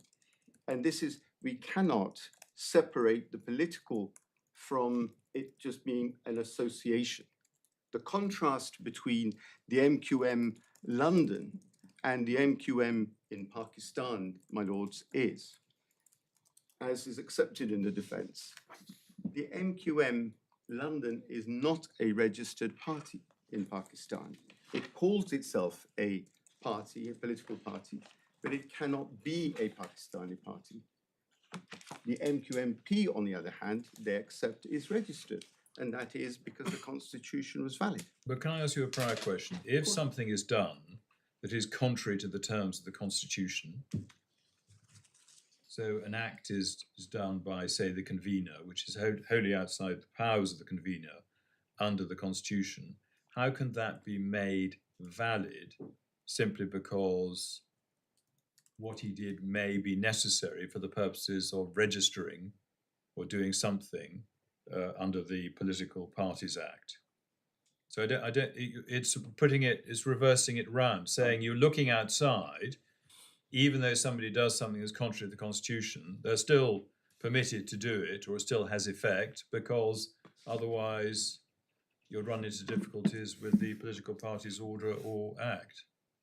And I don't understand that. My lord, it's the proposition we advance, my lord, is that there was no break in the party. And so if we look at the constitutional arrangement as a contract, again, as a contract, what we say is, and it's been advanced by the appellants, is that the events that took place on the 31st of August, the 1st of September, were ultra vires, i.e. that Dr. Sattar and his committee could not pursue that course of action. Well, my lords, that would be a failure of the contract, either as frustration or simply being unlawful for illegality. But look at the substrate, the party. My lords, the question is, the analogy I gave you of the train, is the train derailed because some of the passengers didn't have the right ticket? The train carries on. So, my lords, what we say is, the elephant in the room, or the red herring here, that's been presented by the appellants, and it's a factual disagreement with the judge, as we say in my skeleton argument, and as he says in his reasons for refusal, is that if the constitution failed, i.e. the amendment to ultra vires, Dr. Sattar wasn't able to do those things, it was the Raptor committee that did it, but not, if for argument's sake we Yes. accept that proposition. Yes. My lords, does that then destroy the party? And does that act create de novo a new party? So you say the illegality, failure of contract, or ultra vires are, in essence, irrelevant. Irrelevant. Right. My lords, the reason why they're irrelevant and is because of the actions of the defendants themselves. My lords, Mr. Hussein, in his evidence, now he's been described as the dominant appellant, the dominant character in the party, the ideologue, and in the defense, he was described as the preeminent defendant. It's his evidence that everybody relied on, in essence, and what he said, in essence, was what was to go. My lords, the learned judge's reasoning for coming to the issue on the Constitution as he did is not bereft of logic and is not bereft of reason. It's based on reason and it's based on facts. But you accept that you have to establish that you're entitled to bring the claim against the trustees as beneficiaries of the trust of which they are trustees. My That's lord, right. yes. You've got to establish your right. We accept that. Right. And okay. what we say, my lord, is that since there was no change in the party from August 2016, we as members continued with that party. The people who left are the people who left on the 21st of September 2016 and formed a new party. My lord, as a matter of association law and association principles, people come and go to an association from time to time. The membership changes. To be sure, you're absolutely right. People leave associations all the time. And if they voluntarily leave, then they give up their rights. Yes. But of course, if they are expelled against their will, unconstitutionally, they are not giving up their rights. My lord, that's an issue, I swear my lord is going. My lord, our position is Altaf Hussein resigned and in the alternative he was expelled. But my lord, the much has been made yesterday was by my learned friend that there were objections and there were tweets.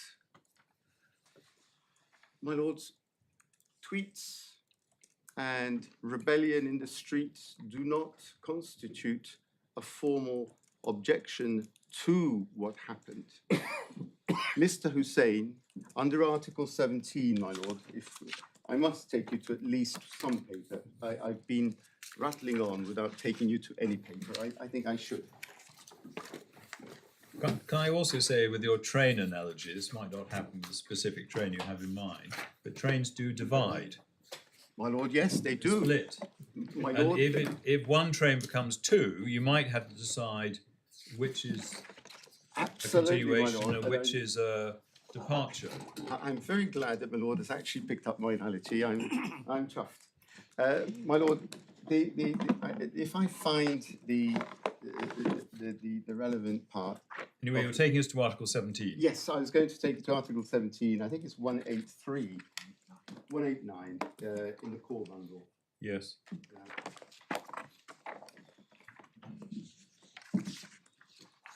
My lord, whilst I'm on the feet looking behind, sitting behind me is Mr. Sheng, counsel, who was with me in the lower court and assisted me a great deal. I think I should at least acknowledge his presence. Right, we don't have his name on the slip, I'm afraid. No, You my want- lord. But you want his name to be added formally to the slip, or if that is possible, my lord. can you give? You'll have to give the details to my clerk, I will do, my lord. please. So, page 189, my lord. Article 17 is what we're looking at, it right at the bottom. Yes, And you were taken to this yesterday. yes, In a party member has any complaint against any office bearers, he or she will submit his or her complaint in writings to the committee. The Yes. committee thereupon shall can constitute a subcommittee to investigate. My lord, I won't read any further. You read it previously. yes, My lord, the point is that here we do have a mechanism for redress, an internal mechanism for redress. yes, And my lords, you would also agree with me, I hope, that if an internal redress fails, and that is the first formal step in a grievance, then you go to the courts. I understand that, but we're dealing with the proceedings we have, and proceedings being brought not against office bearers but against trustees.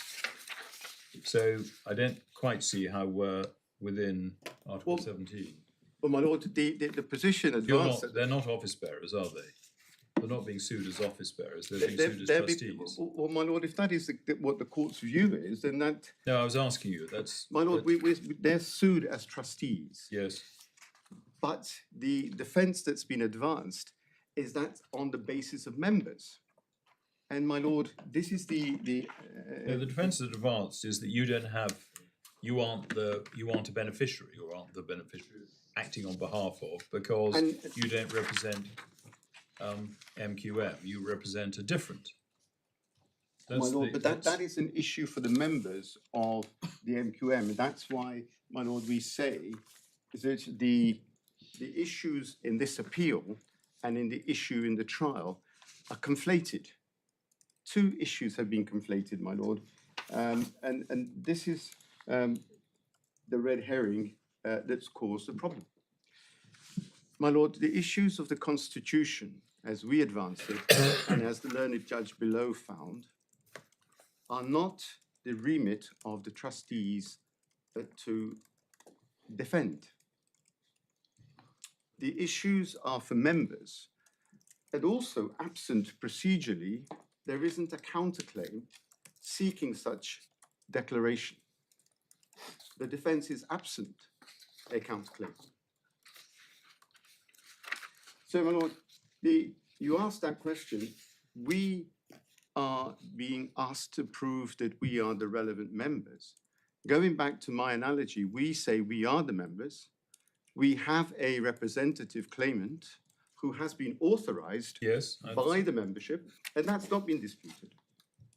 So the position with the trustees is they, unlike you were submitted to earlier, the trustees ought to have and should have had at least the blessings of the court, this court, to estimate whether or not they have a locus to bring this first stage, at least, of the proceedings. They have not done that. Sorry, can you help me about this? I'm not sure I saw this raised in the pleadings. That was one point. And the second point is they're being sued. So I'm not quite sure why they need the court's approval to defend the claim that's been brought against them. Well, my lord, for the first stage of the trial, and it was demarcated quite precisely to exclude all trust-related matters.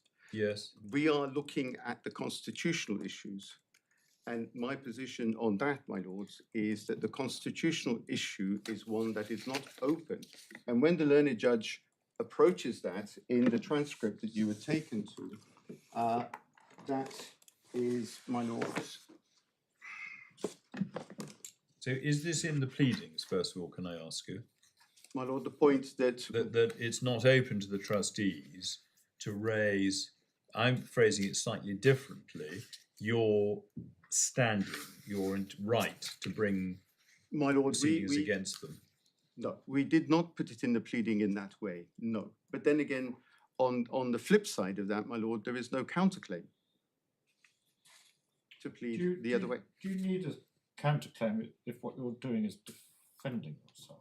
Well, my lord, if declarations are sought and remedies are sought, then my position is then this constitutes a remedy that they be recognised as the members, and that the constitution be amended such that the 31st August, 1st September issues are impugned. Well, can I just ask you, if we look in the defence, and it's in the court bundle at page 161,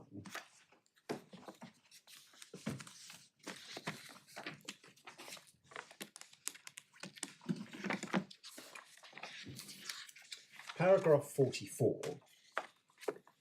denies paragraph 21 of the particular claim. Then they go on to say, MQMP has no rights in respect to the properties and no right to bring these proceedings or make any claim against the relevant defendants. So the defendants expressly pleaded that you had no locus to bring the claim, didn't they? My lord, yes. So given that they expressly pleaded that by way of defence, why would they need a counterclaim? Well, my lord, because the remedy that flows from that, the declaration that that is so, would require a counterclaim in my submission. Right. My lord, this paragraph 44, referring to paragraph 21 of the particular claim, my lord, is also one that is only open to the defendants on that point, the defendants as members. But we are conflating, again, the issue of what is the right of trustees with what is solely the right of members. So, my lord, if I can move on to address you on the preliminary issues, if you wish me to address you on that before I move on to addressing the Certainly. grounds. Yes. Precisely. My lord, the respondent's notice issue, which is set out in 52.131. You needn't worry about that, because where we've got to is that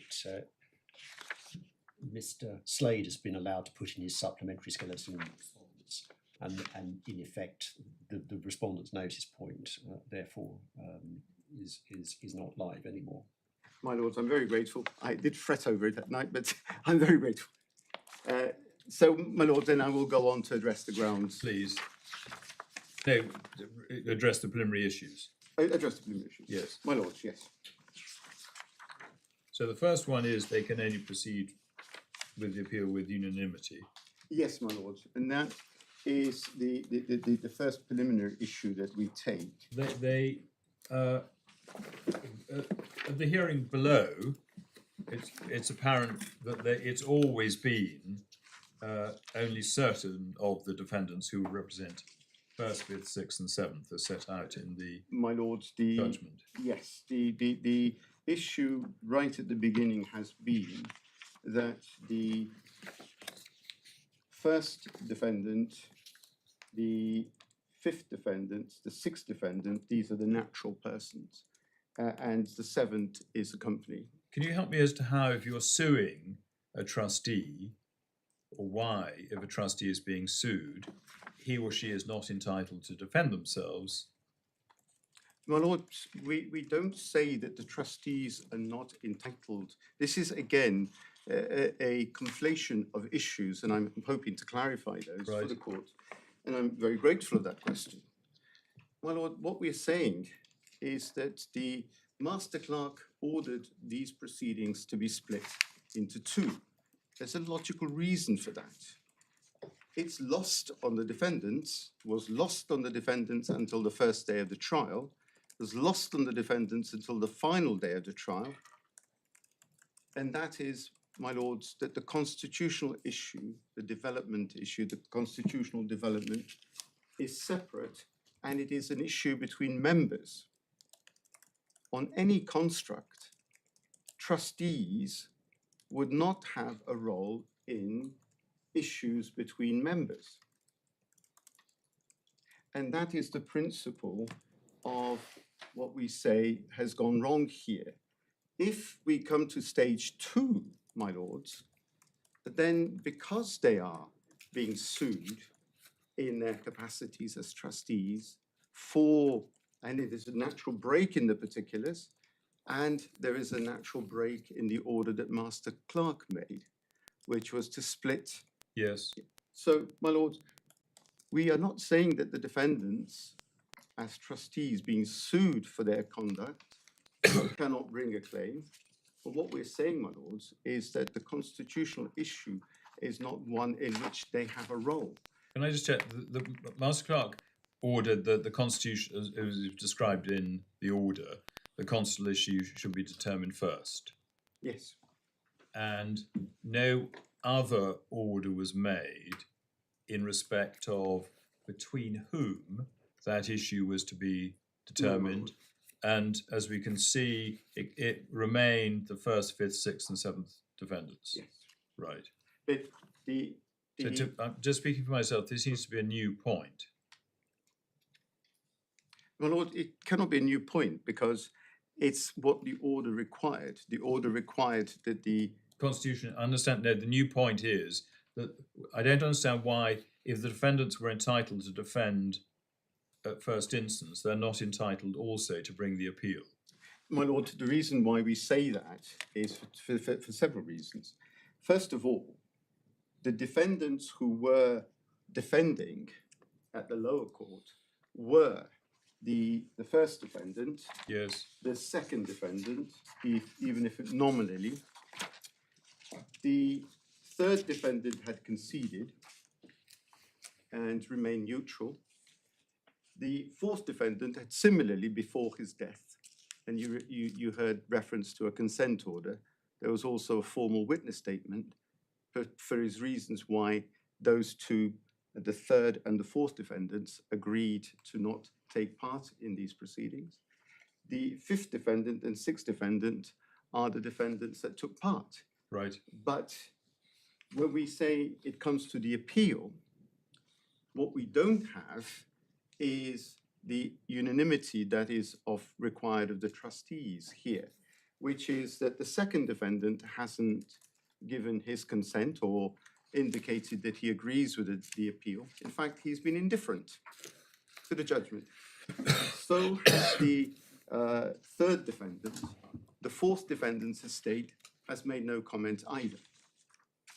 So the decision to make the appeal and to dispute the findings of the lower judge are therefore not in concert with the wishes of the minority. And that is the principle that was found in Fielden, that the majority cannot bind the minority. My lords, shall I take you to that particular authority again? You've been taken to it earlier.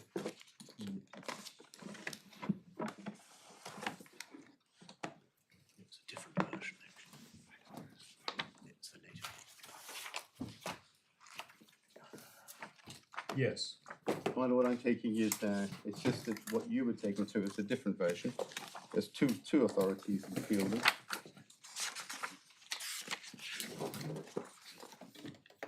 I'm keeping an eye on the time, because don't forget these are your preliminary issues. So Yes, my lord. we need to leave sufficient time for you to deal with this substantive ground. Of course, my lord. So,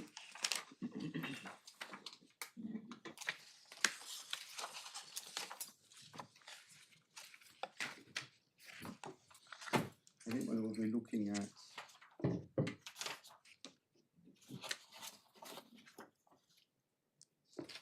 my lord, we're looking at the paragraph 19, page 59 in the authorities bundle. Thank you. Under the rubric challenge based upon the unanimity principle. Yes. There, my lords, I'd read it. For saving time, I'll let you read it yourselves. Thank you. Unless you wish me to read it into the record.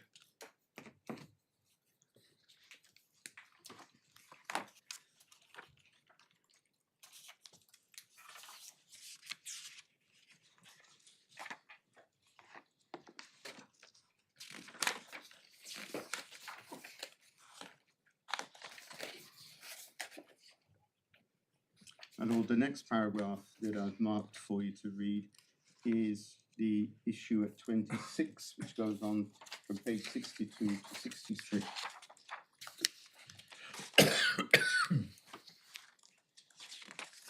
And so, my lord, what we say as the preliminary issue point is that there was no unanimity, and there is no unanimity. So this appeal is fraught with failure from the start, or at least is at fault. Okay, thank you. My lord, So that's A. that's A. I'm just going to find the remainder.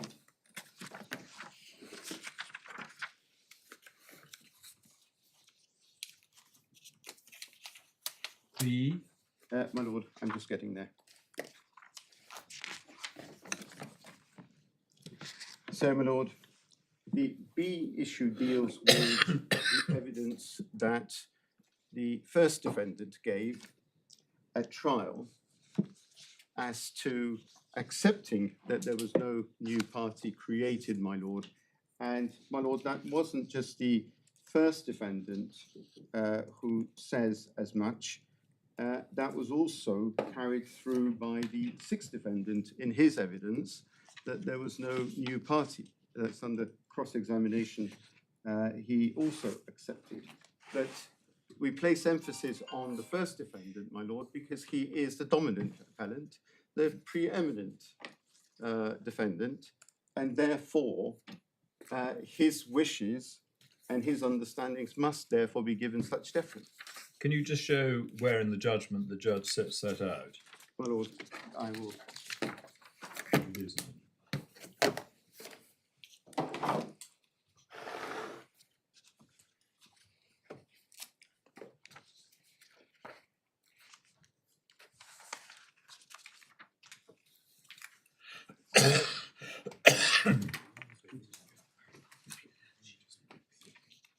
My lord, I'm just finding the page number. Paragraph 114. Paragraph 114, my lord. I'll just find it. Thank you.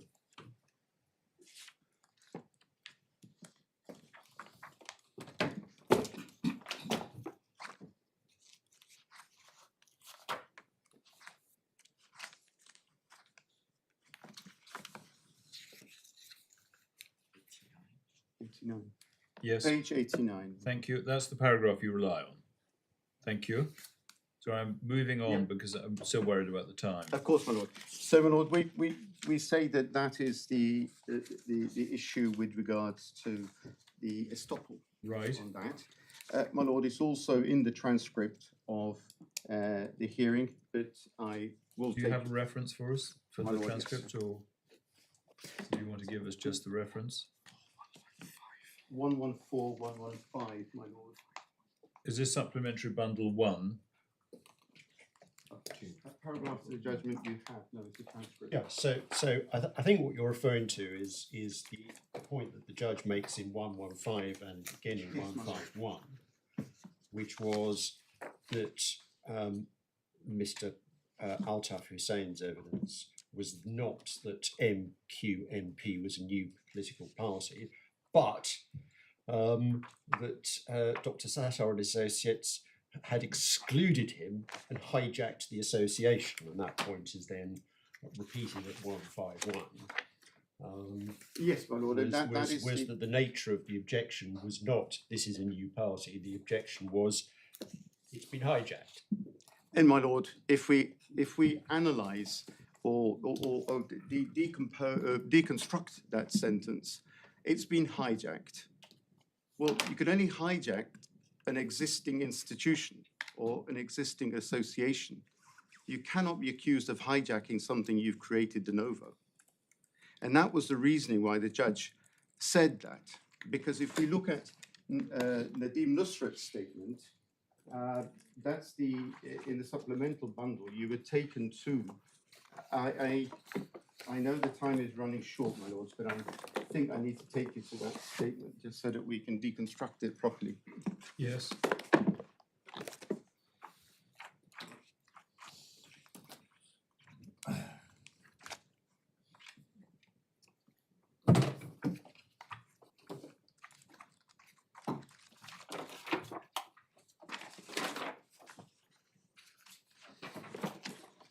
my lord, the statement begins at page 39 as a broadcast or a screenshot, this sort of thing, from the defendants. It's dated the 21st of September 2016. It's the American way of dating it, 9/21/2016 at 39. Yes. This is the hijack that, my lord, we need to look at this statement in some detail. The date is relevant. The date is relevant because I pointed that out to you as the date upon which there was the treason charge laid against Mr. Hussein in the two assemblies, and it's the trigger. So that date is relevant. Then the convener, my lord, he says that there's the acknowledgement of the National Assembly and the Provincial Assembly of Sindh laying the treason charge. And then Mr. Nusrat in the second paragraph, or rather if we look at the first paragraph, the last line, he further added that it was only sad but shameful that not only they were dissociating with him, but also tabling resolutions and delivering speeches against him. So that's the trigger point for the disembarkation from the train. Nadeem Nusrat is the most moral obligation of civil, and that it is the moral obligation and civility of the members to resign from their membership from their respective houses and contest elections in their capacities as elected people. My lord, my understanding of that is the elected houses are the Houses of Parliament and the Assembly. And he is urging people, members of the MQM, to resign. So the organization still exists at that date.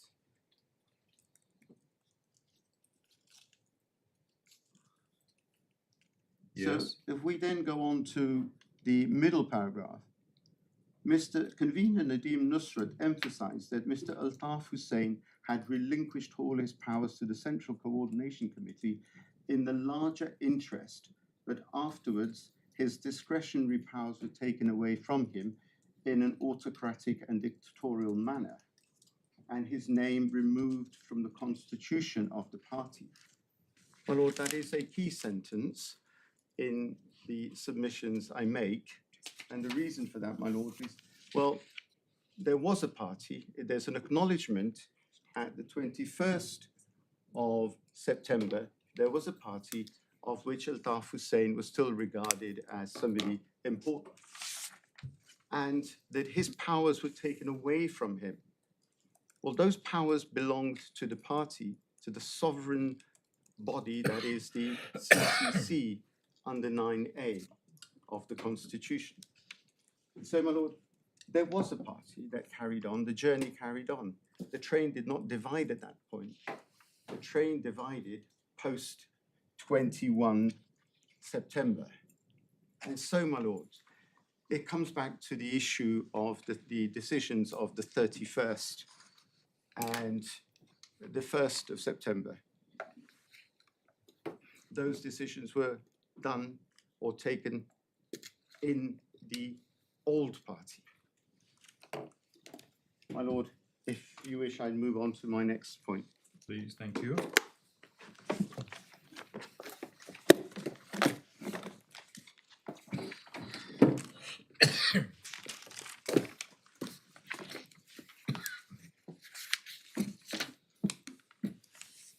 So, my lord, the D is where we are at.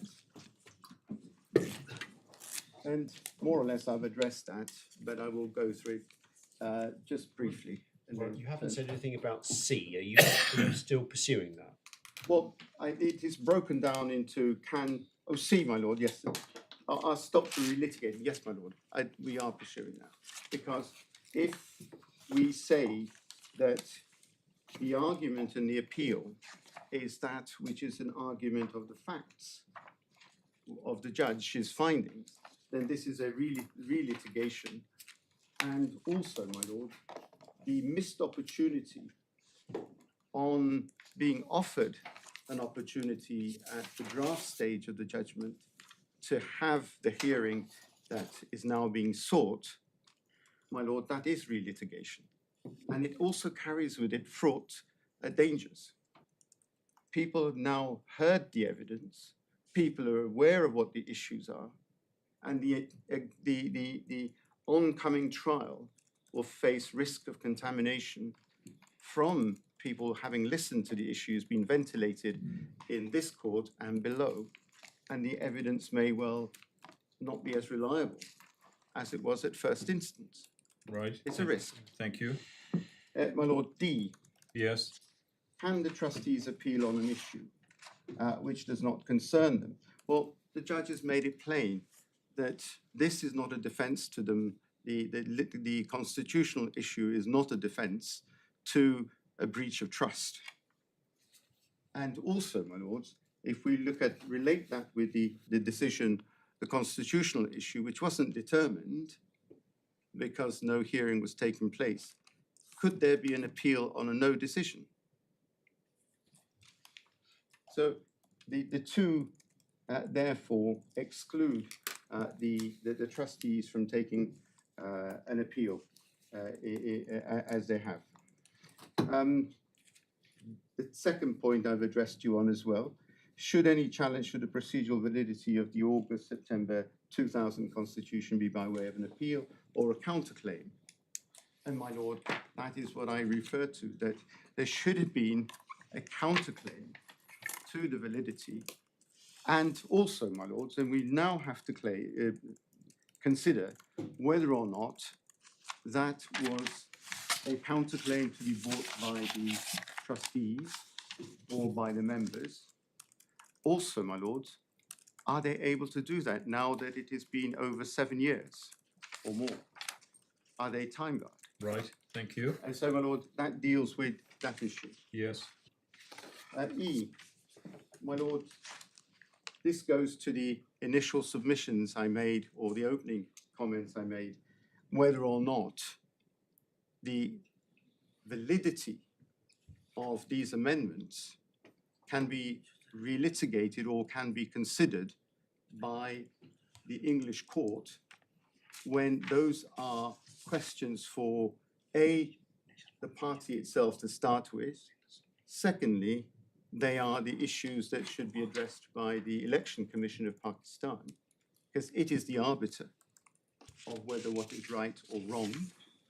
Then, from there, it is whether or not the Pakistani court, whether it's the High Court or the Supreme Court, takes up the issue and says this is a point that should be decided one way or the other.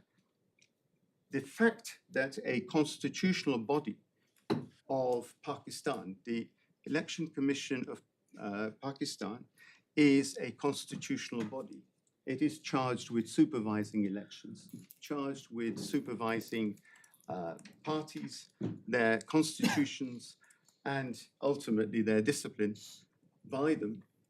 Whether or not the English court is usurping the authority of the NEC or the ECP or the High Court of Pakistan. That is a question that this court needs to address. In my view, it, on the facts, deprives this court of jurisdiction. Yes. And is that similar to F? Yes, my lord. I won't bother with F, I'll move on. Could you just explain what you were referring to? I think you said NEC and ECP, my lord, it was a slip-up. ECP stands for the Election Commission of Pakistan. It's abbreviated as ECP, and it was a common abbreviation in the pleadings and in the trial.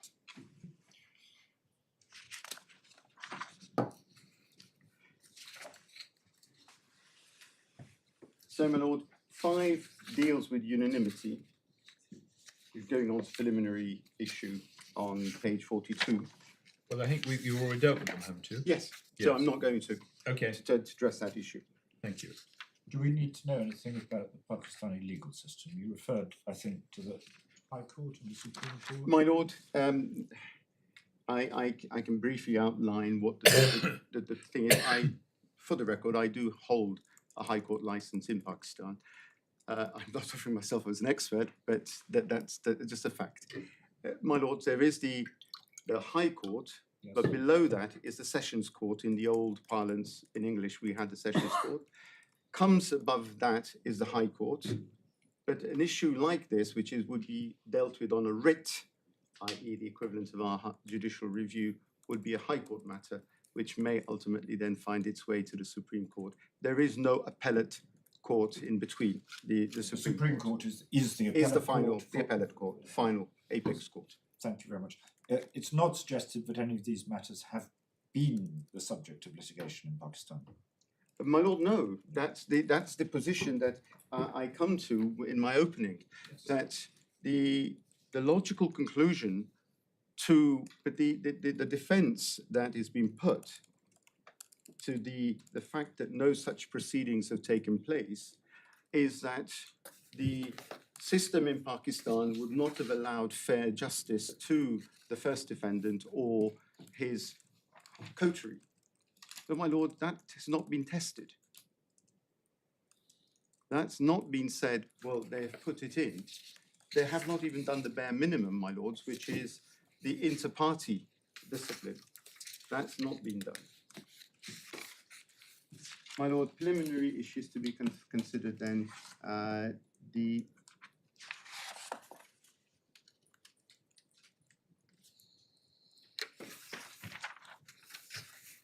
So F is dealt with, my lord. 5, we dealt with the unanimity issue. Yes. The field and point, my lord, I've addressed you on the field and point. Yes. And then considering the preliminary issue, significant, accepted that. So I've dealt with those issues, my lord. On Yes. that point.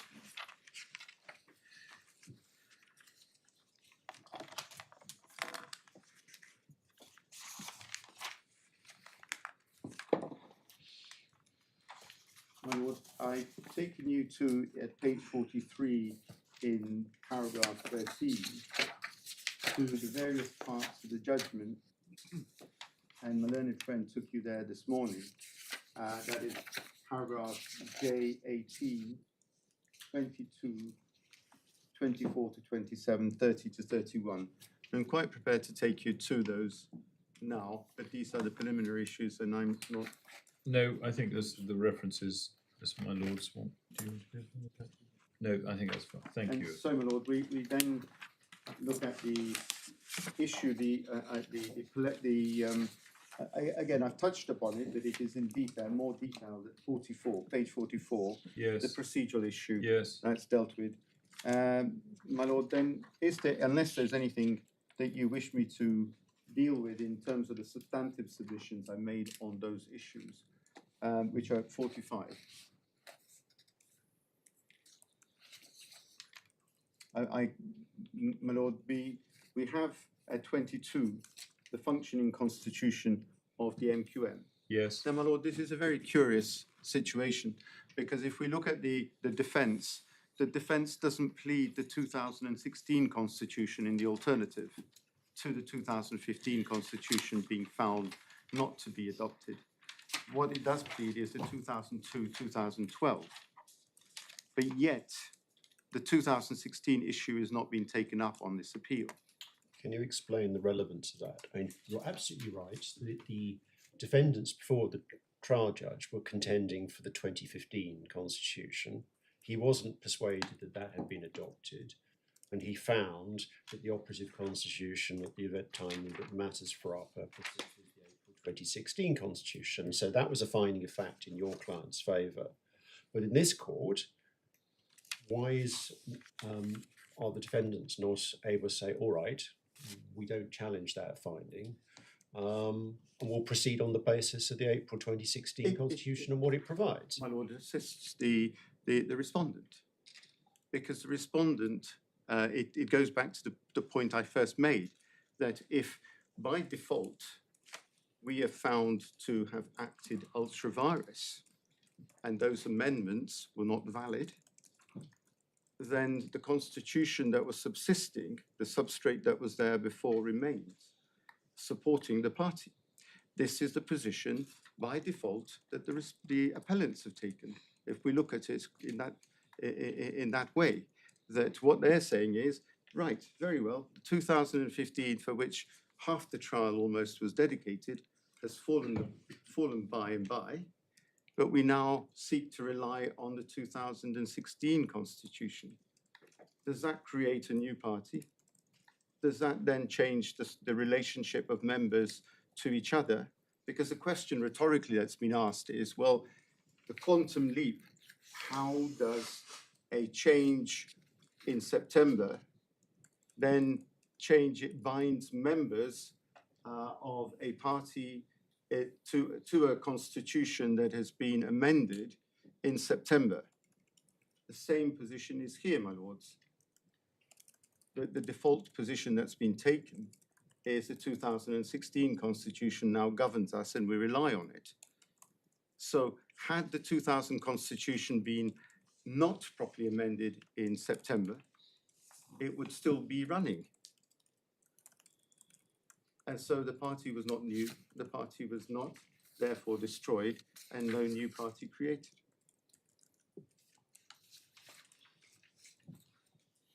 My lords, the first defendant is not a member of the CCC. He may be a member of the party, maybe not, but he's certainly not, and he accepts that. And his role was that as an honorary advisor or visionary, but no more than that. And what we say is that he left the MQM by his letter of resignation on the 23rd of August 2016, and the judge has accepted that at judgment paragraph 146. Then, my lord, we look at D. D1 made a public announcement to the effect of his departure from MQM on 23rd of August 2016. So that was then made publicized, and the judge deals with that at paragraphs 108 to 111. My lord, D1 then, in his Can I departure... just ask you about finding C that you're relying upon? You say the judge found the first defendant left MQM voluntarily on the 23rd of August 2016. And then you say that he made that finding in paragraph 146. My lord, I'll take you to... I'm looking at 146 now, and I'm struggling to find such a finding. My lord, if I may.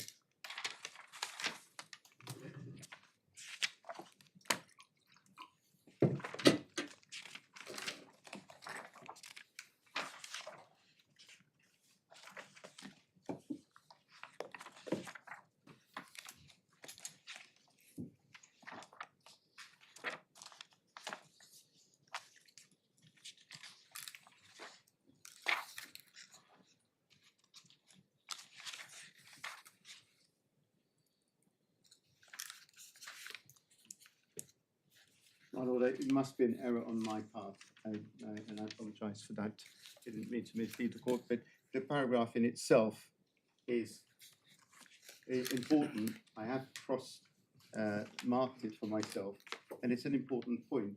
It relates to the issue that Dr. Nusrat, he is now Dr. Nusrat, he has gained his PhD subsequent to the trial. He was the convener who dissolved after the actions of Dr. Sattar and the statement that I took you at page 39. He's to have dissolved the party's structure, the CCC, and the subsidiary wings of it. My lord, again, that takes me back to the position, if the MQM does not exist, then how could it be dissolved by Nusrat, who was its convener? So, my lord, although the quotation to the paragraph may be erroneous, I still say, my lords, that the letter of the 23rd of August 2016 constitutes a voluntary resignation. Right. On its face and in legal force. So resignation as member. As a member, my lord, and there was no role as such technically to resign from. It was an honorary role in any event. So just to be clear, your submission is by writing that letter, he not only stepped down from his position under clause 9b, in which he was to be asked for guidance, but also ceased to be a member of the party. Is that right? Yes, my lord. And that is the position that he took. He said, I did it in the best interest of the party, for the greater good. All right, well, that I understand, but do you say the judge made a finding to that effect? My lord, yes, I will. I'm looking too, and I'll mark it down as a point that I say so. 146. 146.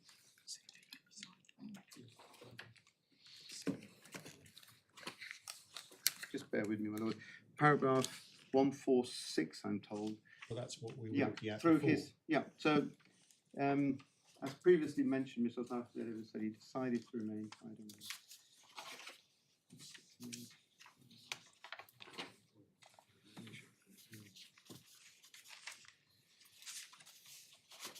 Well, have a look over the short adjournment and see whether there's another paragraph on which you rely. I think, my lord, But I may have confused myself with that, but it is certainly within my understanding that that is what the judge found, and I shall have a look. Yes, look. okay, thank you. My lord, continuing with that, then we say that the MQM was one party post 23rd August 2016, and I've said that, and I won't Yes. repeat it again.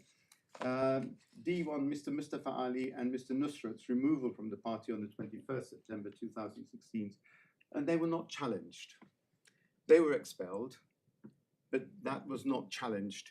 And again, there is a reference to the judgment. In my lord, that was, I'll check the paragraph.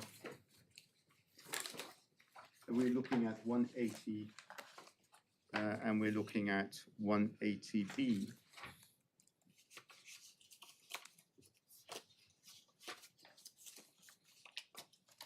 He says Mr. Hussein was then expelled from MQM. That too has not been challenged under Article 17 or through the courts by himself in a personal capacity or any other. My lord, so the issue of the expulsion and the voluntary, the judge has found that he was expelled. We say that he was voluntarily removed himself as a result of that letter. Either way, he remained not a member of the party. But he did not take advantage of any redress. Should he have, is a matter for this court to decide whether that would have been a reasonable course of action. We say that was open to him and he should have. He acquiesced. Right. If we look at the case law of abbots and the official solicitor in the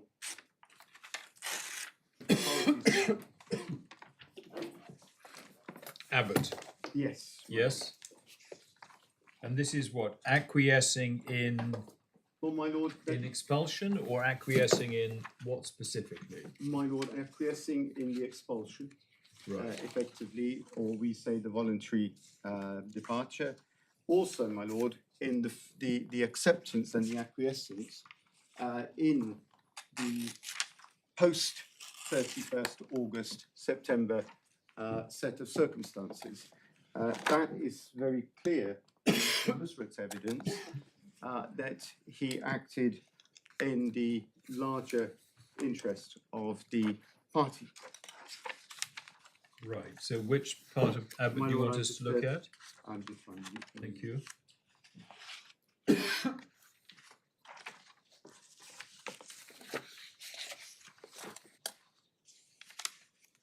So it's 3 and 12.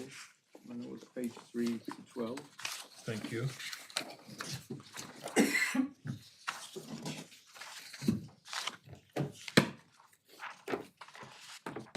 Yes, we were shown this yesterday, but which said that if somebody wanted to challenge the change of the rules, they could have done so, but they hadn't. Yes, my lord, and that's D and E at page 11. Yes. I won't read it out. You've already had it. Yes. My lord, on the next page, that is at 12. Yes. Again, it's paragraphs beginning at C right down to F. Yes. And the middle bit says, even those members who voted against the proposal acquiesced in the changes, and in my judgment, it would be far too late now for anyone to challenge what was done on the ground that there was no power to vary the rules. He would be held to have accepted the changes to which he had full knowledge, and Mr. Nugee argued that the property rights of members were affected. Well, these property rights are being affected, my lord, and so that is the situation where there was acquiescence, even though perhaps the decisions taken were not wholly with the rules. Our position is they were wholly with the rules, within and with the rules. However, if not, the acquiescence, and my lords, that takes us back to the issue of contract. By conduct, by acquiescence, by waiver. These people, the members, had agreed to that course of action. I think you made a submission earlier on that the acknowledged that the constitutional issue was not determined by the judge. I mean, I think that's fairly obvious from his judgment. Yes, my lord. Yes. And that is where the hearing was offered. But my lord, you heard in submissions from a learned friend yesterday, and he is, I made a note. The learned judge's decision, as I said to you this morning, is not bereft of logic or reason. He came to the conclusion based on the evidence that was before him. And I will, after the lunch recess, take you through that evidence to that issue. Right, thank you. My lord, I don't know, we've got 5 minutes. No, I think we should carry on. Of course, my lord. Then I will take you to that issue, my lord. Okay.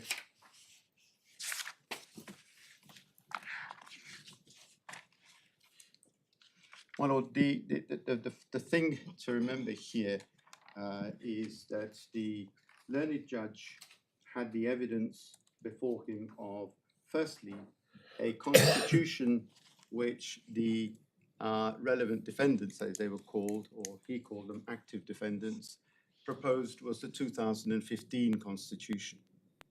That document, with all its faults, was rejected on the evidence. It didn't stand up to scrutiny, and it was abandoned. Rightly, it was abandoned. It took up a lot of time, but it was abandoned. It's just not appealed from. It's not appealed, my lord. If that's the case, then, my lord, I will address you on the issue that the 2015 constitution took a drumming. It was a document that was. I know, but I think we moved on from that. Again, looking at the time you have available for your submissions. Yes, my The lord. judge found that it hadn't been adopted. It hadn't been adopted. The relevant one was April 2016. 2016. That's the one we're looking at. Yes, my lord. So, my lord, the relevant constitution that we're looking at and how it came about. Well, my lord, we say that the need for the constitution was the emergency that arose, the emergent meeting. That's the starting point for the amendments to the 2016 constitution. And my lord, if I may take you to the notice for the emergent meeting. Yes. And the provision in the constitution. There is provision in the constitution for an emergent meeting. You weren't, I think, taken to that, but I will take you to that first so that we establish the authority for the emergent meeting. Yes.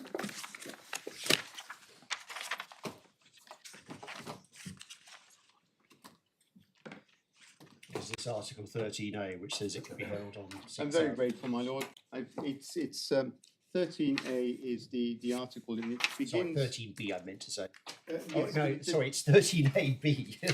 It begins at page 188, my lords, and if we just go from there then.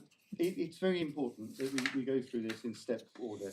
The authority for the emergent meeting is in the Constitution. This Constitution has not been impugned. And it says, essentially, on page 189, 13A, notice of meeting. Yes. Every ordinary meeting may be held at a notice of 3 days. Yes. An emergent meeting may be held at a notice of 6 hours. Now, annual general meetings may be held at notice of 15 days. There's a hierarchy of meetings, my lord, but the word may is discretionary. The notice period of 3 days is discretionary, as is the notice period of 6 hours is discretionary, as is the notice of 15 days, it's discretionary. So there's no rigid notice period. I'm not sure I quite understand that. I think it's saying that a meeting may be held. It's just saying the meeting may be held, not that the notice is discretionary. My lords, my view is that this is not discretionary. I will defer to my lordship, my lord's No, it's view of just that, but it's my position. that you can give, what, no notice? My lord, Limit? it says up to, so it will be a notice may be held at notice of 3 days, but it could be shorter, is what I'm saying. Okay. But on any event, my lord, the notice that was given for the emergent meeting was not less than 6 hours. And my lords, we take you to the notice of that the notice period in the exhibits in due course. But I do want to take you to 7B first at page 186. Can I just ask you while we're getting out, do you agree with Mr. Slade that emergent meeting means the same as an emergency meeting? My lord, I looked it up and I couldn't find the word, so I do have to agree that it's an emergency. And certainly the facts around that time, the situation, would suggest that it means emergency. So, my lord, the duties and functions of the bearers, the office bearers, it's important here. B, the Yes. senior deputy convener, and Dr. Sattar was accepted as the senior deputy convener at the time, shall preside over all meetings of the committee. In the absence of convener, he can act as party leader to deal with all the matters related to politics and election exercise. So the authority of Dr. Sattar to preside over the emergent meeting is contained therein. And it's not disputed that he is or was a deputy convener at the time, a senior deputy convener. And that ties in with the notice, my lord. Do you just want to tell us where that is? My lord, I'm getting to trying to find it myself for you.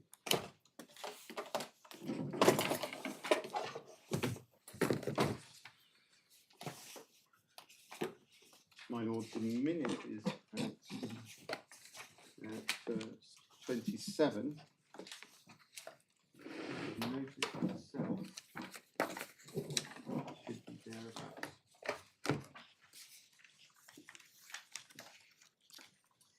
My lord, it's the amendment to the Constitution of Muttahid Common Movement, page 27, in Supplementary Bundle 1. Sorry, hold on a second. Attention please. Attention please. This is the Incident Control Officer. A report has been received of a suspected fire in the main building. This is being investigated by the security fire team. All fire evacuation and first aid officers to alert status. Please stand by for a further announcement and obey the instructions of your local evacuation officer.